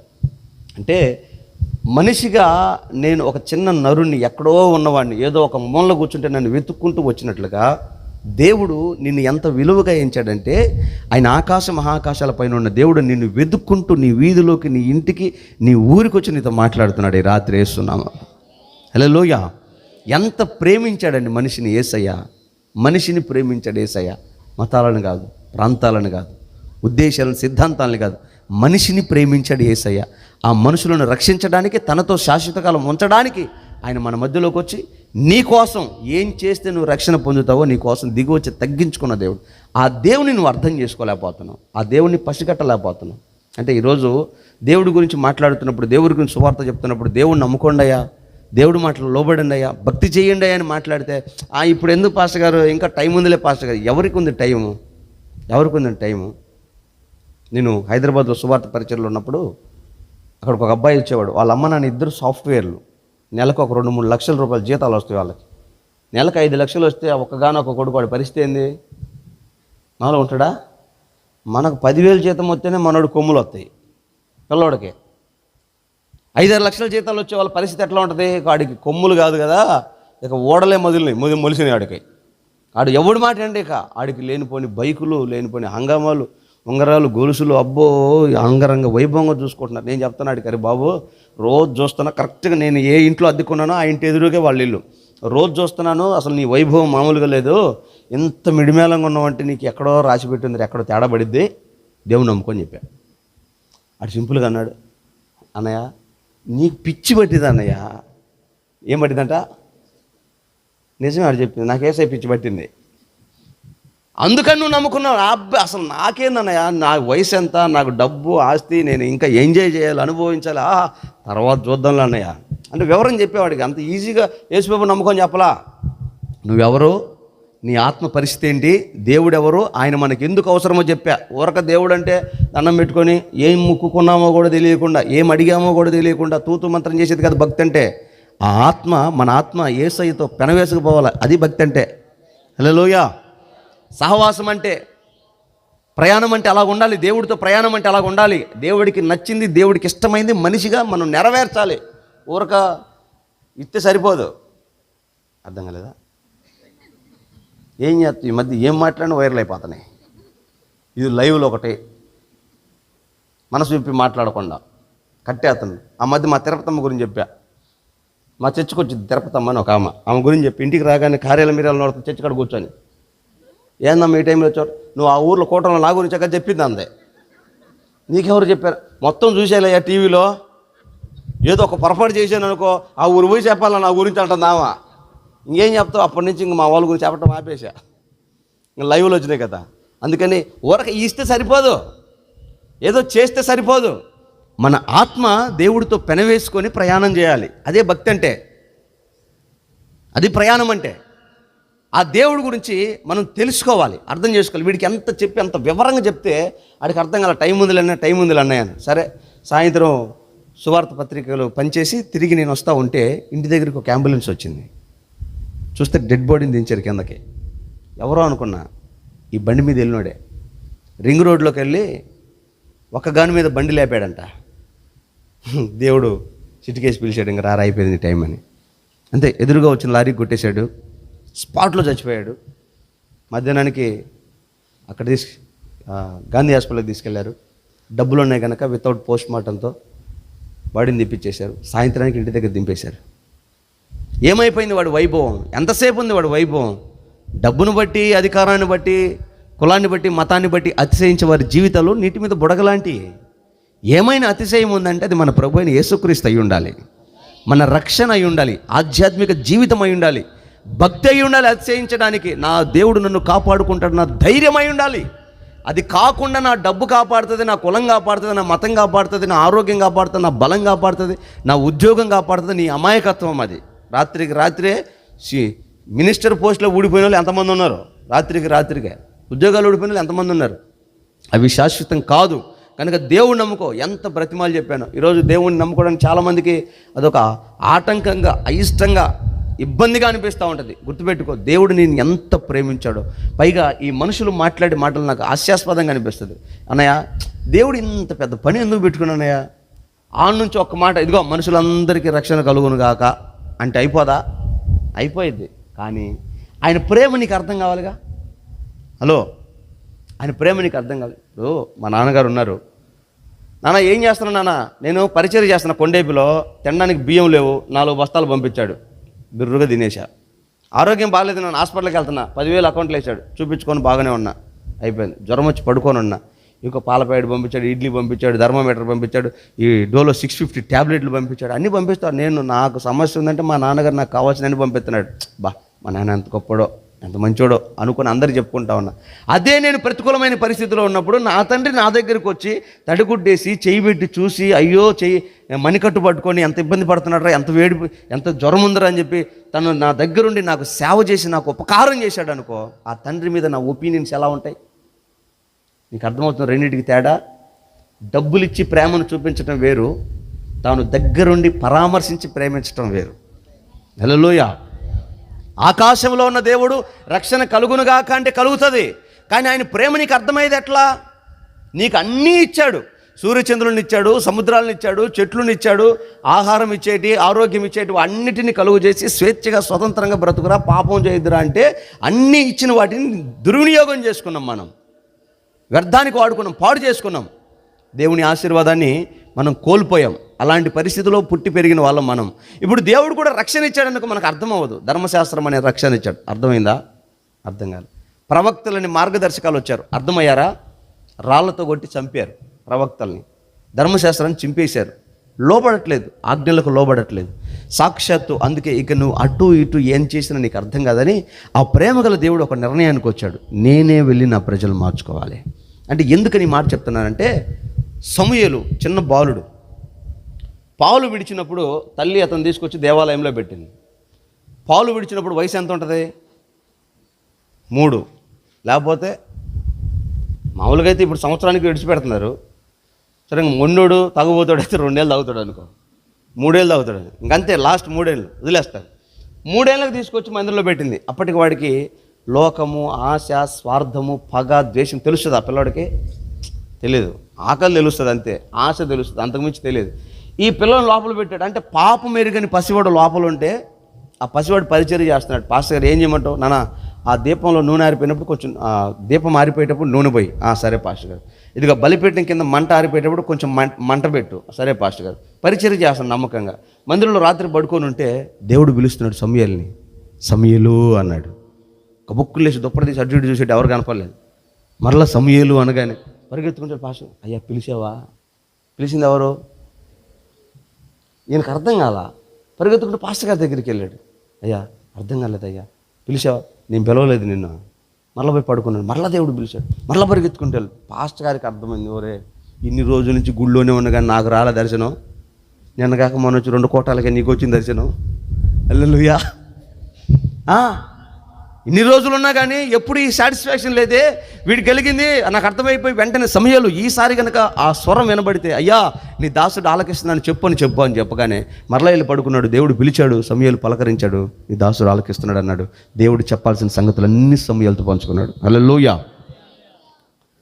అంత పరిశుద్ధుడు, అంత గొప్పవాడు, లోకం తెలియనివాడు సమూయేలుకే దేవుడి స్వరం అర్థం కాలేదు.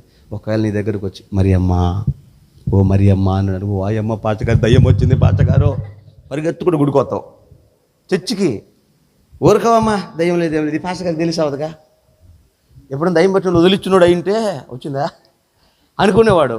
అదే దయ్యాలోకి ఏం లేవమ్మా, లేదు పాస్టర్ గారు, నేను నిన్న పాస్టర్ గారు నన్ను మరియమ్మ అని పిలిచింది. పాస్టర్ గారు పిలిచింది ఎవరు?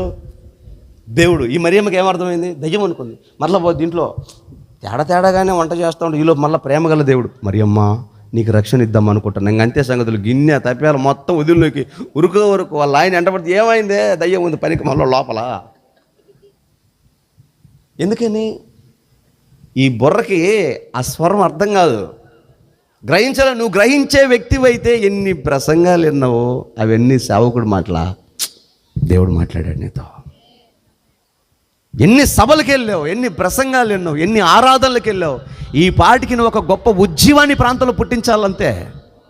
నిజంగా ఆయన స్వరం నీకు వినపడితే, ఆ స్వరంలో వినపడిన మాట నీకు అర్థం అవుతే, నీ బంధువులు, స్నేహితులు ఈ ప్రాంతాలు ఖచ్చితంగా రావాలి, వస్తారు కూడా. రారా?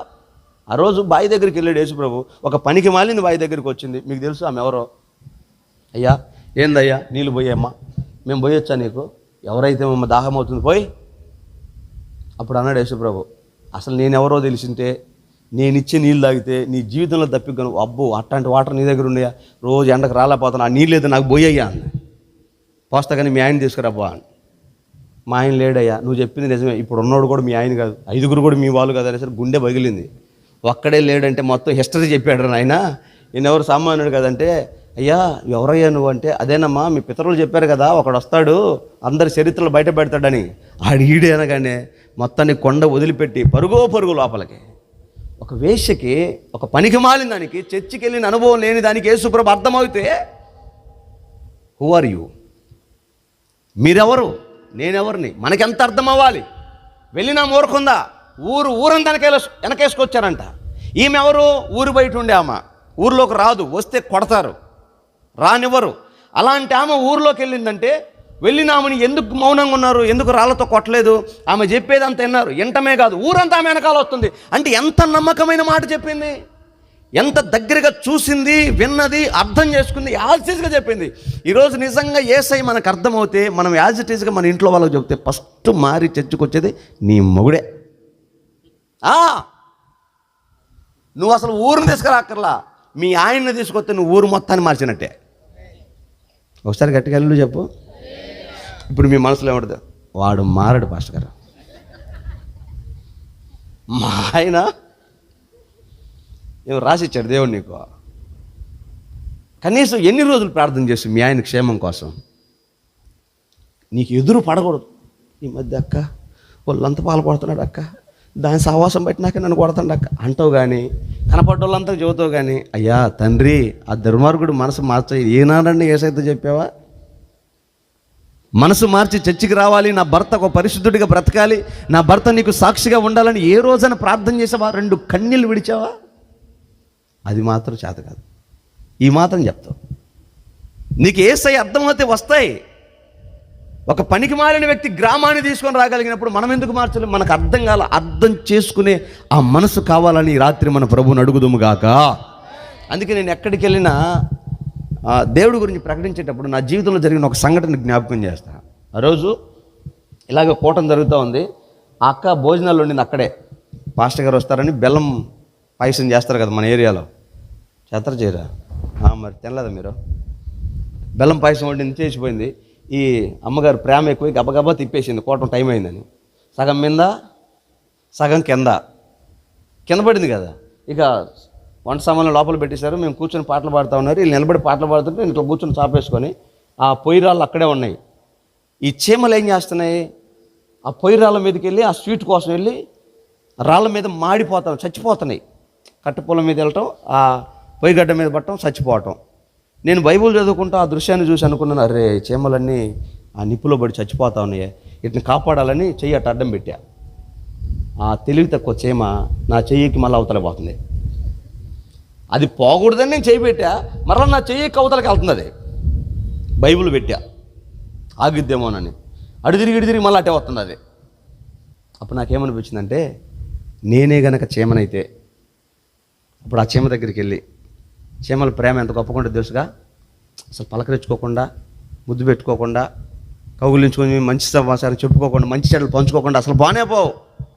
మనమే ఎదురు పడుతున్నాం, అల్లాడు ఎదురు పడ్డాడు ఎడదించుతుందా? ఒక వందనాలు చెప్పరాదా? వాడు మంచోడు కాదు. అతను పలకరించి చర్చికి వస్తారు, ఇద్దరు ఒకే చర్చికి. అబ్బో దాని సంగతి నీకు తెలియదు.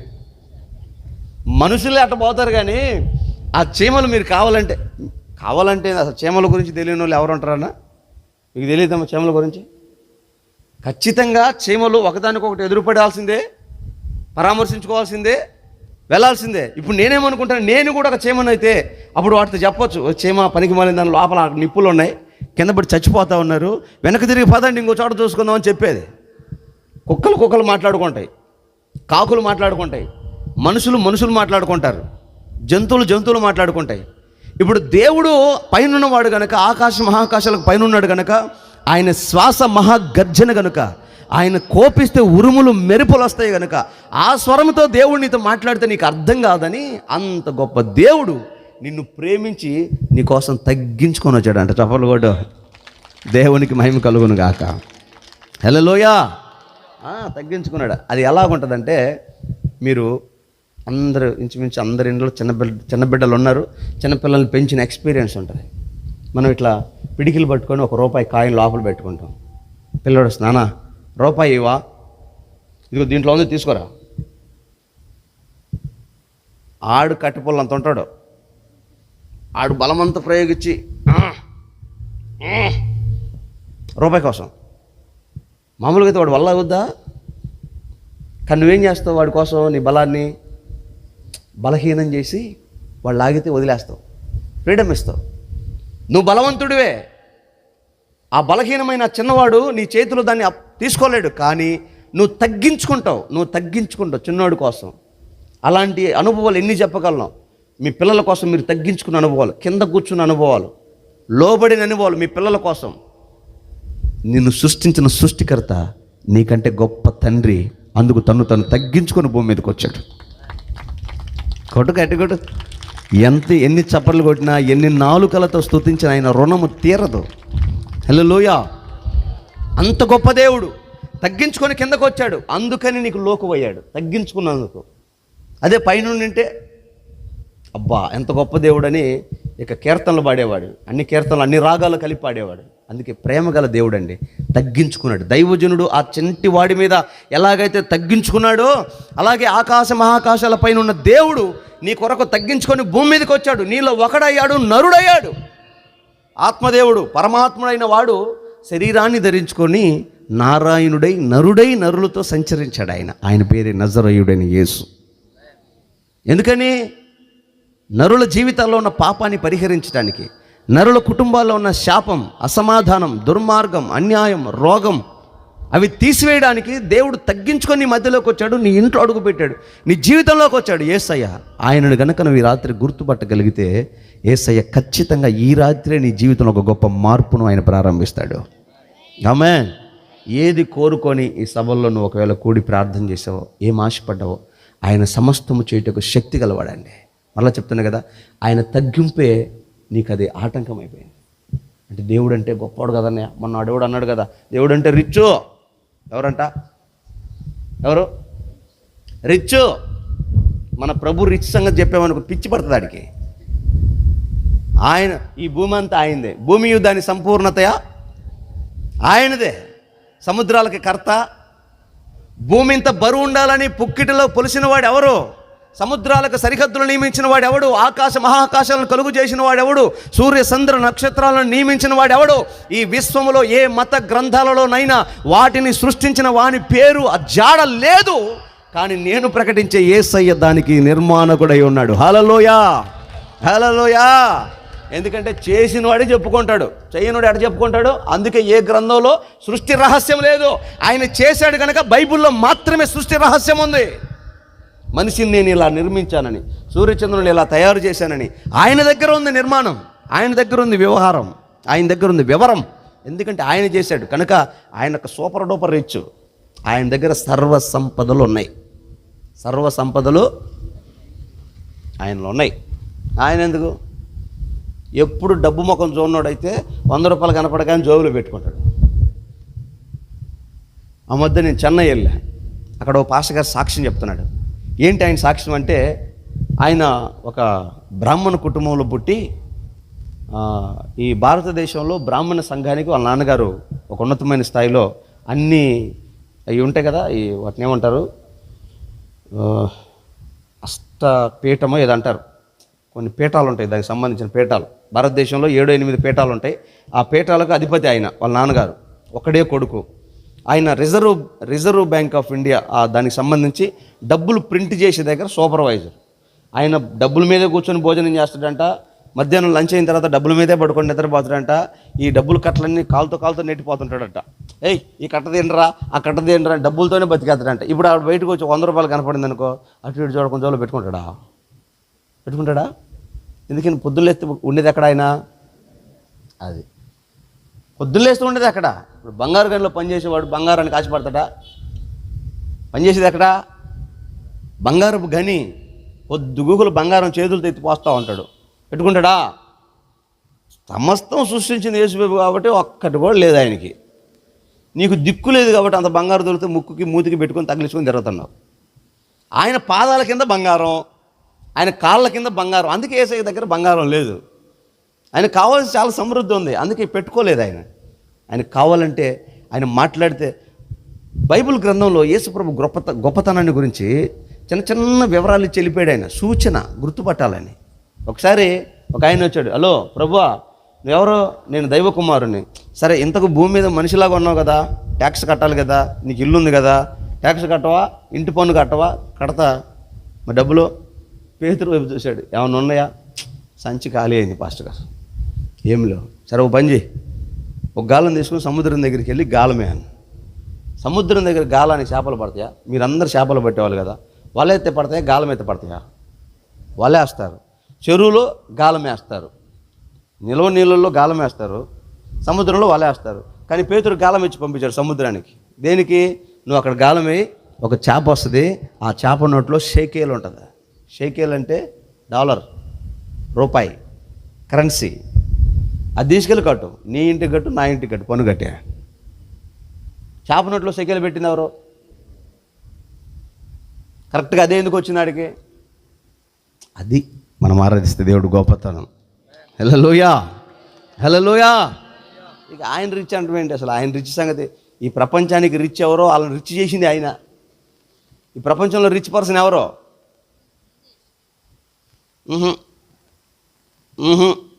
ఆదాని డబ్బులు ఎంత అన్నా? ఎంత? ఇంకా ట్రంప్ అన్న, ట్రంప్ డొనాల్డ్ ట్రంప్. డబ్బుకు డబ్బు, అధికారానికి అధికారం. ఆయన ఒక్క నిర్ణయం తీసుకుంటే ప్రపంచ షేర్ మార్కెట్ గడగల్లాడిపోయింది. డొనాల్డ్ ట్రంప్ ప్రెసిడెంట్ అయిన మరుక్షణమే. అంత గొప్ప ఆయన. ఆయన ఏమన్నాడంటే, నన్ను ఇంత ఆశీర్వదించిన నా దేవుడికి స్తోత్రం అని యేసయ్యకు చెప్పాడు. ఇప్పుడు ప్రపంచంలో రిచ్ ఉన్నోడిని ఆశీర్వదించింది ఆయన. భారతదేశం మొత్తాన్ని నిలబెట్టి 10 నిమిషాలు కొనగలడు ట్రంప్. అన్ని డబ్బులు ఉన్నాయి ఆయన దగ్గర. మరి ఇక్కడున్న దేవతల కంటే, దేవుళ్ళ కంటే, గనుల కంటే, అధికారుల కంటే, రాజకీయ నాయకుల కంటే, బిజినెస్ మ్యాన్ల కంటే అందరికంటే ఎక్కువ డబ్బు ఉన్న ఆయనే నన్ను ఆశీర్వదించింది. ఆయన అంటే ఇంక ఆయన ఎంత పెద్ద రిచ్ ఆయన? ఇంకంతకంటే రిచ్ ఎవడు ఉన్నారా? ప్రపంచం మొత్తంలో టాప్ 10 రిచ్ మెంబర్స్ తీసుకుంటే వాళ్ళందరూ చెప్పే మాట ఒకటే, మమ్మల్ని అందరినీ రిచ్ చేసింది ఆయనే అంటాడు. హల్లెలూయా. అంత గొప్ప దేవుడు ఆయన. ఇక ఆయన డబ్బు ఇవ్వటం మాత్రమే కాదు, నీ సమస్త రోగాలను రూపమాపగలడు. ఒక చిన్న మాట చెప్పి నేను ముగించేస్తా. ఆ రోజు యేసుప్రభు ఎట్లాగే కూర్చొని ఒక చోట చెప్తున్నాడమ్మా, నేను వచ్చింది ఎందుకంటే మిమ్మల్ని పరలోక రాజ్యం తీసుకెళ్ళడానికే. ఇక నుంచి మారు మనసు పొందండి, ఇక పాపం చేయొద్దు, బాప్తిస్మం తీసుకోండి, దేవుని రాజ్యం సమీపించిందని చెప్తా ఉంటే, అప్పటికే ఆయన చేసిన అద్భుతాలు, ఆశ్చర్యకార్యాలు అన్నీ చూసిన కొందరు ఎలాగైనా ఈ పక్షవాతం వచ్చిన యేసయ్య దగ్గరికి తీసుకెళ్లాలని వస్తే చుట్టూ జనాలు ఉన్నారు, ఆయన దగ్గరికి వెళ్ళలేకపోయారు. అప్పుడు వాళ్ళు ఏం చేశారంటే, పైన ఉన్న పెంకులు తీసి ఆ పక్షవాతం వచ్చినోడిని మంచానికి తాడు గట్టి సరిగ్గా యేసయ్య ముందు దించారు. ఈ తతంగం అంతా అందరూ చూస్తున్నారు, కూర్చున్న ప్రజలు, అక్కడున్న ప్రధానులు, శాస్త్రులు, పరిసయ్యులు అందరూ చూస్తూ ఉన్నారు.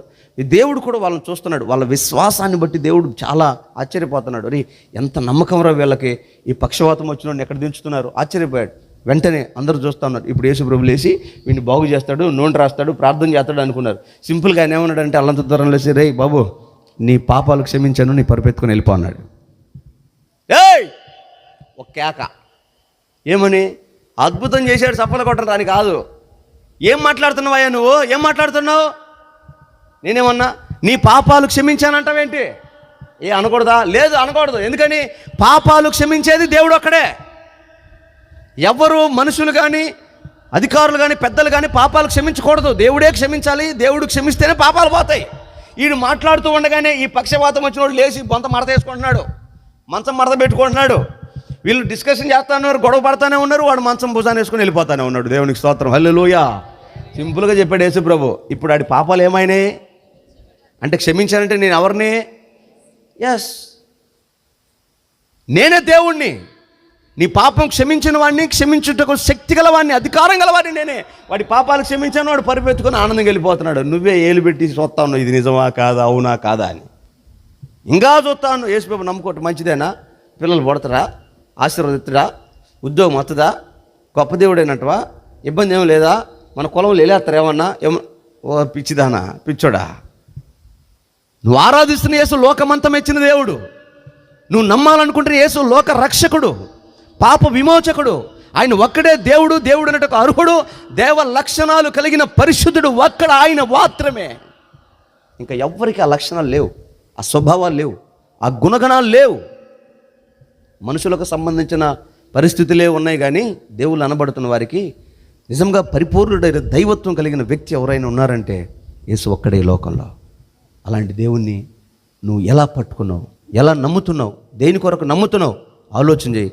నీ కుటుంబ స్థితిగతి మార్చడం మాత్రమే కాదు, ఈ భూమి మీద నిన్ను ఆశీర్వదించి పరలోక రాజ్యం వరకు నడిపించుటకు శక్తి సామర్థ్యం గలవాడు మన ప్రభు అయిన యేసు. చప్పలు కొట్టు గట్టిగా, దేవునికి మహిమ కలుగునుగాక. హల్లెలూయా. అందుకే దైవజనుడైన పౌలు అంటాడు, ఆయన దేవుడయ్యుండి, పిలిపిలిక పత్రికలో ఉంటుంది, నేను అడ్రస్ చెప్పను, ఆయన దేవుడయ్యుండి, దేవునితో సమానమైన అనుభవం కలిగిన వాడయ్యుండి, ఆ స్థితిని వద్దనుకొని నీ కొరకు తను తాను తగ్గించుకొని సిలువ మరణము పొందునంతగా భూమి మీదకి వచ్చాడంట. మరణ శాసనం రాసింది ఆయన, మరణం పెట్టింది ఆయన, కానీ ఆ మరణానికి ఆయనే తల వంచాడు. అంత గొప్ప దేవుడు, అంత ప్రేమ కలిగిన వాడు. ఆయన నీ కోసం దిగి వచ్చాడు, నిన్ను రక్షించడానికి భూమి మీదకి వచ్చాడు. కాబట్టి ఆయన గుర్తుపట్టు, ఆయన రాజ్యానికి సిద్ధపడు. అయితే ఆయన వెళుతూ చెప్పినటువంటి మాట ఏంటి తెలుసా? ఎలీషా ఎలాగైతే ఆ బాలుని తల్లికిచ్చాడో, సంఘమైన మనల్ని రక్షణలోకి నడిపించిన మనల్ని కూడా దైవజనుడు అనబడిన తల్లికి అప్పచెప్పేళ్ళాడు. ఎవరికి? గడి చెప్పండి, ఎవరికి? దైవజనుడు అనబడిన తల్లి. గలతీలకు రాసిన పత్రికలు అంటాడు, పైనున్న యెరూషలేము, నూతన యెరూషలేము, అది మనకు తల్లి.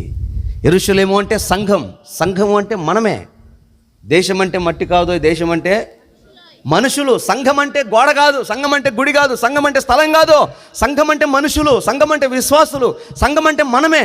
మనల్ని దేవుడు ఎవరికి అప్పచెప్పాడంటే దైవజనుడికి అప్పగించాడు. దైవజనుడు ఎవరు? తల్లి అంటే ఆదరించాలి, ఆకలి తీర్చాలి, పరామర్శించాలి, పోషించాలి, సరిచేయాలి, దిద్దాలి, చక్కదిద్ది మరలా దేవుడు వచ్చినప్పుడు, ఆయన ప్రత్యక్షమైనప్పుడు ఆయన ఎదుట నిలబెట్టుటకు కావలసిన పోషకాలన్నీ తనకు అప్పగించబడిన, తనకు అనుగ్రహించిన ఆ బిడ్డకి తల్లి సంరక్షకురాలై ఉండాలి. హల్లెలూయా.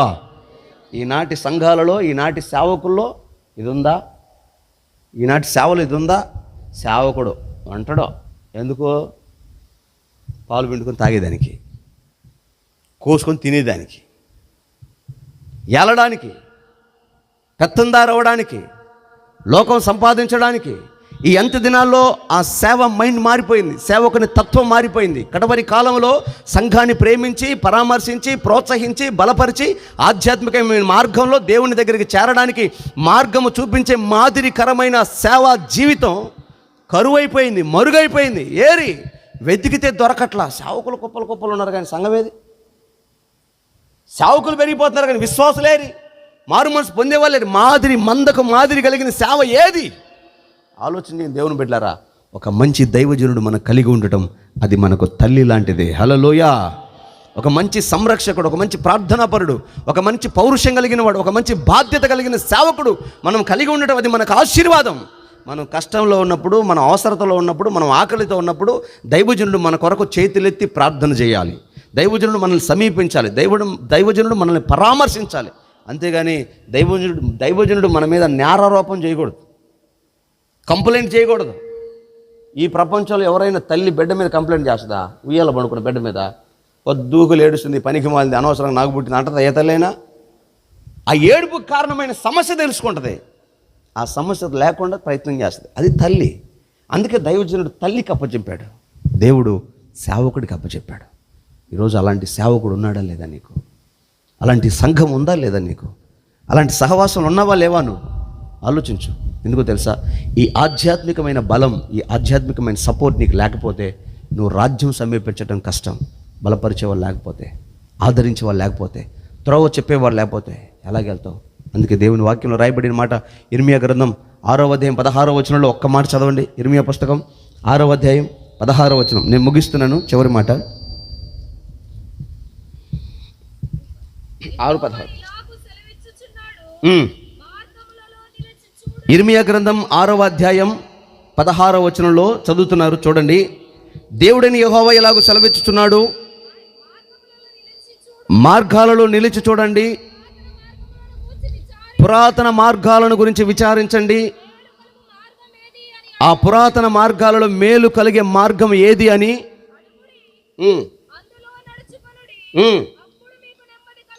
చెప్పలు కొట్టండి గట్టిగా గట్టిగా. దేవునికి మహిమ కలుగును గాక. హల్లెలూయా. దేవుడిని యెహోవా సెలవిస్తున్న మాట ఏంటో తెలుసా? ఇదిగో మీ కొరకు నేను ప్రాణత్యాగం చేశాను, సిలువ మరణం పొందాను, మీకు రాజ్యాన్ని సిద్ధపరిచాను, మార్గం సరళం చేశాను. ఇప్పుడు మీరు నన్ను వెంబడిస్తే నన్ను చేరుకుంటారు. అయితే నన్ను వెంబడించడానికి చాలా మార్గాలు ఉన్నాయి, చాలా సంస్థలు ఉన్నాయి, చాలా సంఘాలు ఉన్నాయి, చాలా సేవకులు ఉన్నారు. అందరినీ వెంబడిస్తే అన్ని మార్గాల్లో వెళ్తే అన్ని సంఘాల్లో ఉంటే కాదు, మార్గాల్లో నిలబడండి. ఏ మార్గంలో వెళితే నేను క్షేమంగా గమ్యం చేరగలను, ఏ మార్గంలో వెళితే ఆధ్యాత్మికంగా బలపరచబడగలను, ఏ మార్గంలో ఉంటే నా కన్నీళ్లు తుడవగలడు, ఏ మార్గంలో ఉంటే నా కొరకు విజ్ఞాపన చేయగలడు, ఏ మార్గంలో ఉంటే దేవుణ్ణి తెలుసుకోగలను, ఏ మార్గంలో ఉంటే ఆధ్యాత్మికమైన ఆత్మ సంబంధమైన అనుభవాల్లో నేను నిలబడగలనని విచారించి తెలుసుకొని అందులో నడిస్తే అక్కడ నీకు నెమ్మది కలుగుతుంది. హల్లెలూయా, హల్లెలూయా. కానీ ఈరోజు మార్గాలు పెరిగిపోయినాయండి.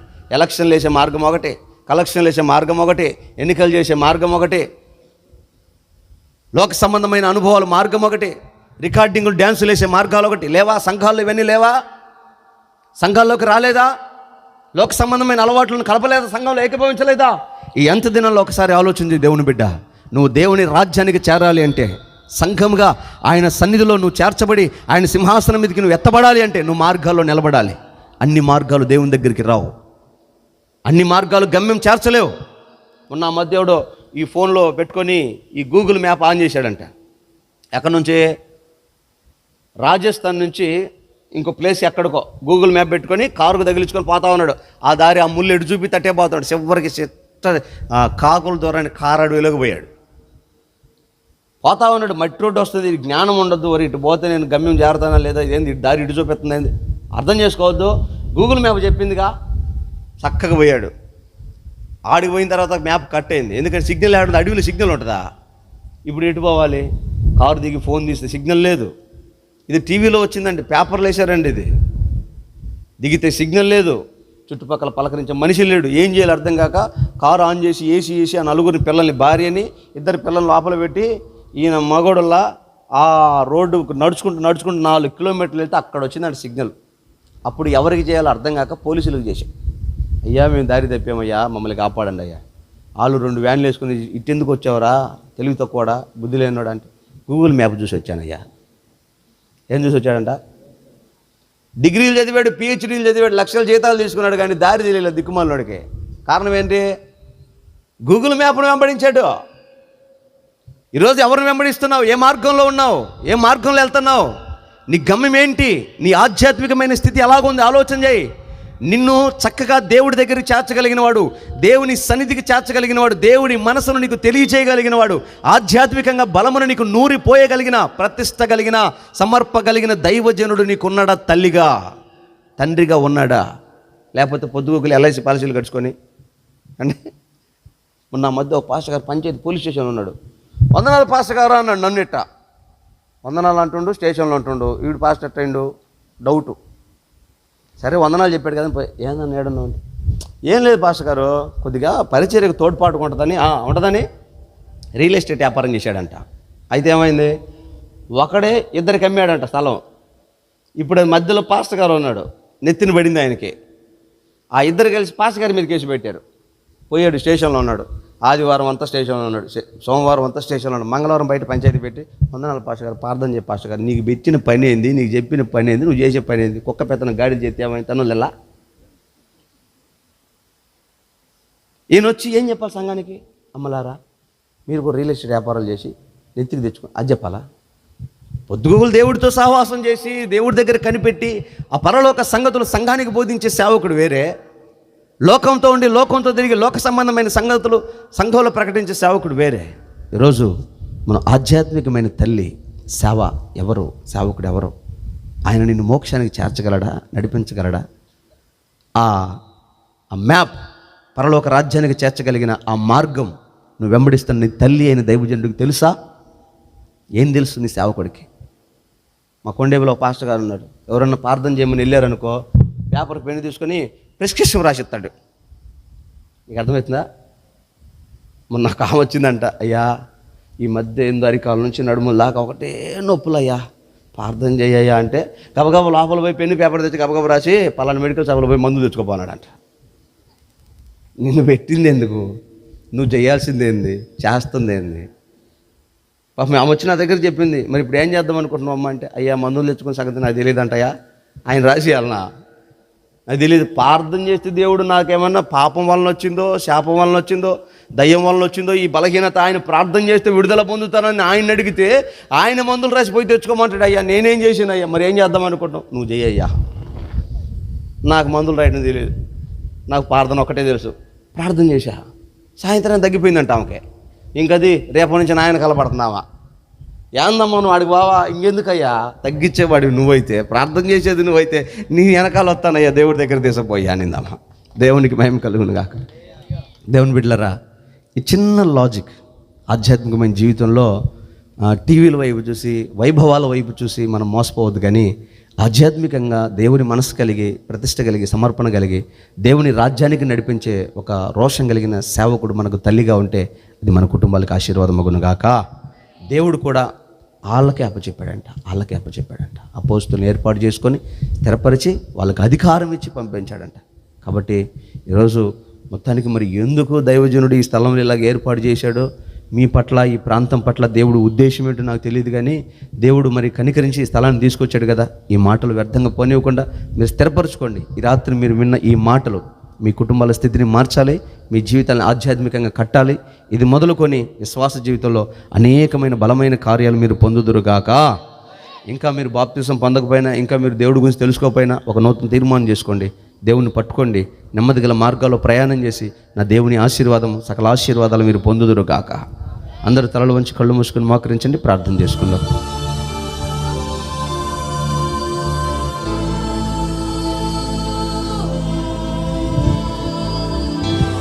ఇంతకాలం మనుషుల వైపు చూసి దేని మీద మనసు పెట్టుకొని ఆశలు కలిగి అడి ఆశలతో ముగించుకుంటున్నావేమో. ఈ రాత్రి ప్రభు నీతోనే మాట్లాడాడు. నీకేం కావాలో యేసయ్యకి తెలుసు. యేసయ్య దగ్గర సర్వ సంపదలు ఉన్నాయి. నీ ఆకలి, నీ దాహం యేసయ్యకి తెలుసు. ఆర్థికంగా ఆశ కలిగి, దాహం కలిగి ఉన్నావా? ఆరోగ్యం లేక శరీరంలో, కుటుంబంలో దీర్ఘకాలిక వ్యాధులతో, రోగాల మధ్యలో ఎవరైనా నన్ను స్వస్థపరిచేవారు ఉంటే బాగుండని కోరుకుంటున్నావా? లేకపోతే నీ పిల్లల జీవితంలో ఏదైనా మేలు జరిగితే, ఆశీర్వదించబడితే చూడాలని కోరుకుంటున్నావా? దేవుని బిడ్డ, మంచి సర్వ సంపదలు గల దేవుడు ఈ రాత్రి మన మధ్యలో నీతో మాట్లాడిన వాడు ఆయనే. ఆయన నేను ప్రేమిస్తున్నాడు. దయచేసి అందరూ లేచి నిలబడండి. అందరు లేచి నిలబడదాం. లేచి నిలబడిన మనందరం దేవుని సన్నిధిలో ఓ మంచి తీర్మానంతో ప్రార్థన చేసుకుందాం. ఈ రాత్రి ప్రభు మనతో మాట్లాడుతూ వచ్చారు. Praise the Lord. ఆయన స్వరం మనం విందాం. కొద్ది నిమిషాలు మనం ఈ స్థలం నుంచి వెళ్ళిపోబోతున్నాం. భయభక్తులు కలిగి కళ్ళు మూసుకొని చేతులు ఆకాశం వైపు చాపి త్వరగా చేతులు పైకెత్తండి అందరు. ప్రేమ గల దేవుడు మన మధ్యలో ఉన్నాడు. అందరు లేచి నిలబడండి. ఒక మంచి తీర్మానముతో ఈ రాత్రి ప్రార్థన చేసుకుందాం. నీ గుండెల్లో ఉన్న కోరిక ఏదో యేసయ్యతో పంచుకో. నీ ఆశ దేవుడితో చెప్పు. నేను ప్రకటించే యేసు కరుణగల దేవుడు, దాటిపోయేవాడు కాదు. ఈ రాత్రి నిన్ను ఆశీర్వదించాలని నేను ఇక్కడికి నడిపించాడు. నువ్వు ఒకవేళ దూరాన ఉండి ఈ మాటలు వింటున్నావేమో దేవుని బిడ్డ, నీ కులం ఏదైనా, నీ మతం ఏదైనా, నీ పరిస్థితి ఏదైనా, నేను ప్రకటించే యేసు వైపు నీ చెయ్యి చాపి కళ్ళు మూసుకొని ప్రార్థనలు ఏకీభవించగలిగితే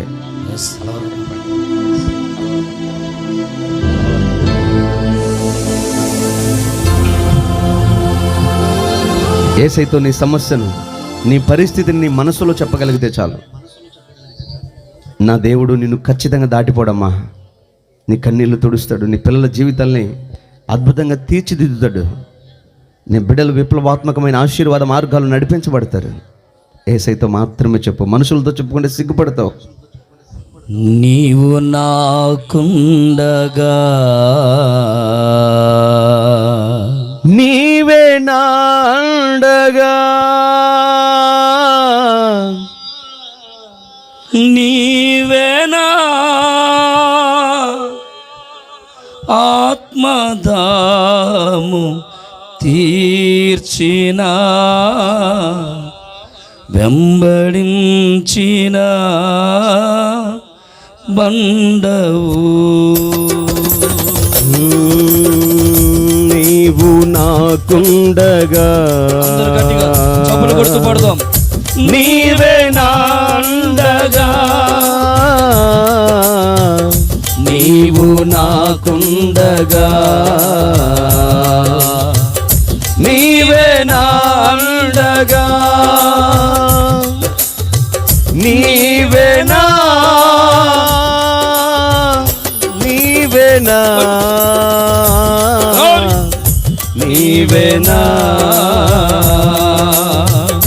నీవేనా ఆత్మదాహము తీర్చిన వెంబడించిన బండవు.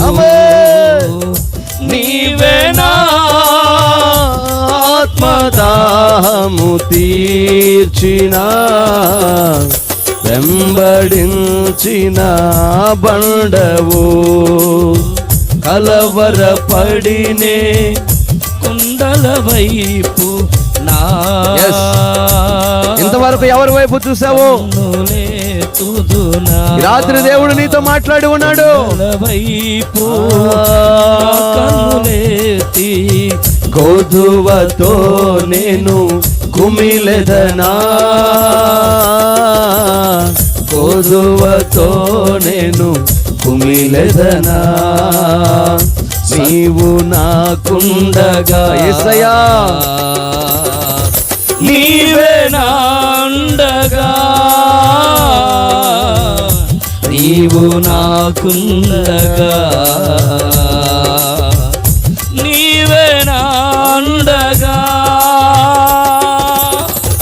నీవేనా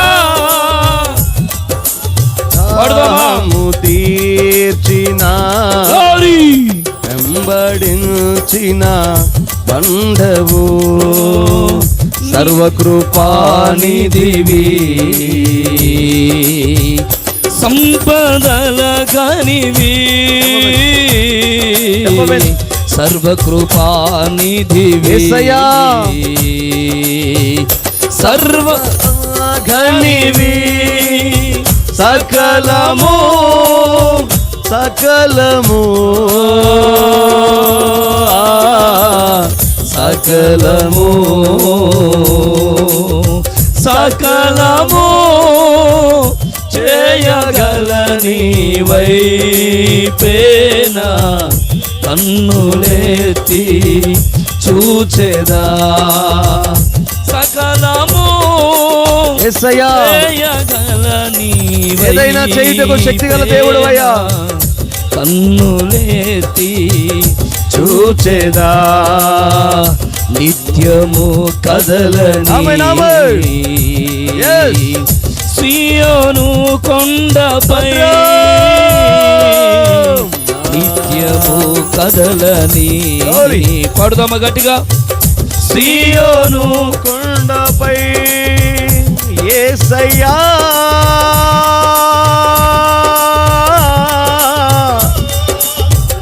యేసయ్యా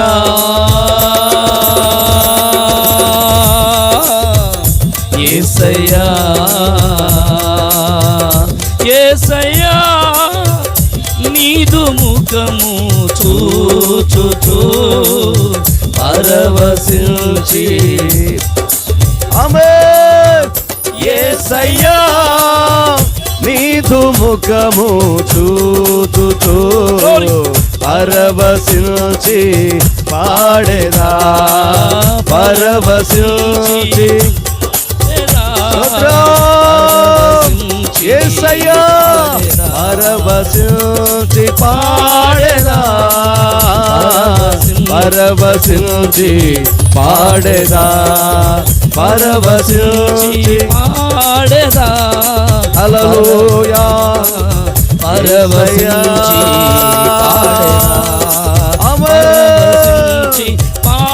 ఆయన సన్నిధిలో ఆరాధించువారు నూతన బలమును పొందుతారు, కృప పొందుతారు. ఈ రాత్రి దేవుడు సన్నిధిలో ఉన్న నీవు నిశ్చయముగా కృప కలుగును గాక. ఆయన గాయాలలో ఉన్న స్వస్థత, ఆయన రెక్కల నీడలో ఉన్న ఆశ్రయం, ఆయన రక్తపు కోటలో ఉన్న క్షేమం, ఆయన దీవెన ఒక్కొక్కరి మీద నిశ్చయముగా కృప పొందుదురుగాక, నెమ్మది పొందుదురుగాక, ఆశీర్వదించబడుదురుగాక. స్తోత్రమయ్యా పరిశుద్ధుడా.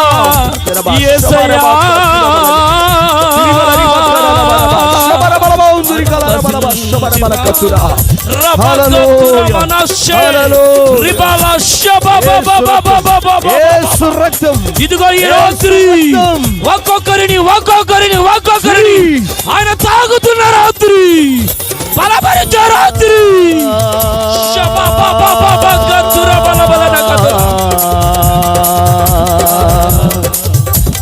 ఈ రాత్రి నా దేవుడు నీతో మాట్లాడి ఉన్న రాత్రి, నీ జీవితాన్ని అద్భుతముగా మార్చే దేవుడు, నీ జీవితాన్ని మధురముగా మార్చే దేవుడు, నీ కుటుంబ సమస్యను కొట్టివేయగలిగిన దేవుడు, ఆయన నీ కొరకు దిగి వచ్చిన దేవుడు.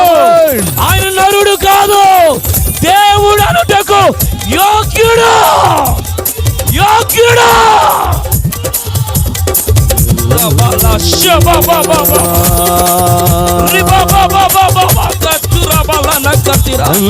చప్పలు కొడుతూ నింపబడా.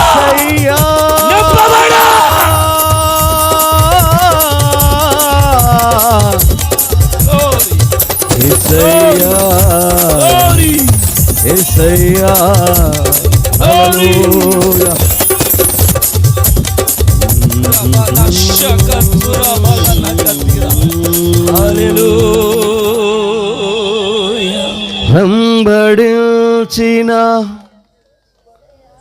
యేసయ్యా,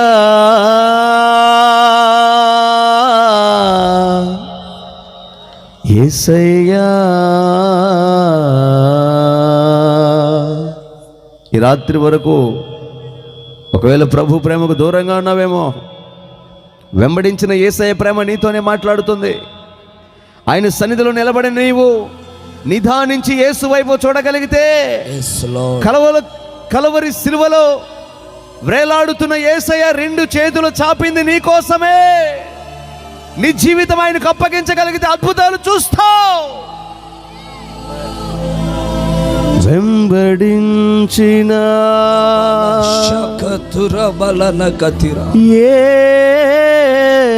యేసయ్యా,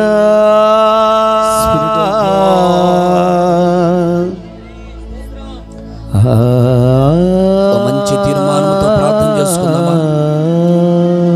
ఒక మంచి తీర్మానముతో మీ చేతులెత్తి, ప్రభువా నాతో మాట్లాడిన ప్రతి మాటను బట్టి మీకు స్తోత్రం అయ్యాలి. దయచేసి అందరూ మీ కుడి చేతును పైకెత్తండి.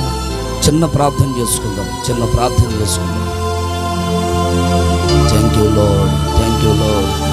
మన మధ్యలో దైవజనులు అభిషేక్ పాలున్నారు. వారు వచ్చి చిన్న ప్రార్థన చేస్తారు. పరిశుద్ధుడా, ప్రేమ కలిగిన మా తండ్రి, జీవాధిపతివైన మా యేసయ్య, నీకు వందనాలు ప్రభువా. నీ దీన దాసుని ప్రభువా మా మధ్యలో నిలబెట్టుకొని ప్రభువా, అయా నువ్వు ఎలా మాట్లాడావంటే ప్రభువా, నమ్ముకొనుటకు నమ్మదగిన వాడను నేనే అని మీరు మాట్లాడారు ప్రభువా. ఇంతవరకు ఏ మనుషుల వైపు చూశారేమో, లోకము వైపు చూశారేమో, ఒక స్థిరమైన విశ్వాసములో లేని వారిగా బ్రతికారేమో. కాదు, నీ కొరకు నేను పరమ సింహాసనాన్ని విడిచి, నీవు ఎలా నన్ను ఎరగాలో, నీవు నన్ను ఎలా తెలుసుకోవాలో, నేను ఎలాంటి దేవుడనో అని తెలుసుకునేలాగున ప్రభా మీరు చాలా స్పష్టంగా మాట్లాడారయ్యా. అవును ప్రభా, నీవు మా కొరకు ప్రాణము పెట్టిన దేవుడవై, అయా రక్తాన్ని చిందించిన దేవుడవై ప్రభా, మీరు నిలిచి ఉన్న దేవుడవు ప్రభా. నీకు స్తోత్రాలు ప్రభా. అయా మమ్మల్ని ఎంతగా ప్రేమించారంటే ప్రభా, అయా మా సేవకుడైన మా తల్లికి మీరు అప్పచెప్పిన రీతిగా ప్రభా, మీరు అప్పచెప్పిన దేవుడవై ఉంటున్నావు ప్రభా. అయా ఇంతవరకు ప్రభా ఎలాంటి సమస్యలతో ఈ ప్రాంగణములో అడుగుపెట్టిన నీ ప్రజలను నిశ్చయముగా ప్రభా తల్లి తన బిడ్డలను ఆదరించినట్లుగా ప్రభా ఈ రాత్రి వేళ సమయంలో మీరు నిశ్చయముగా ఆదరించినందుకై నీకు స్తోత్రాలు చెల్లిస్తూ ఉన్నాము ప్రభా.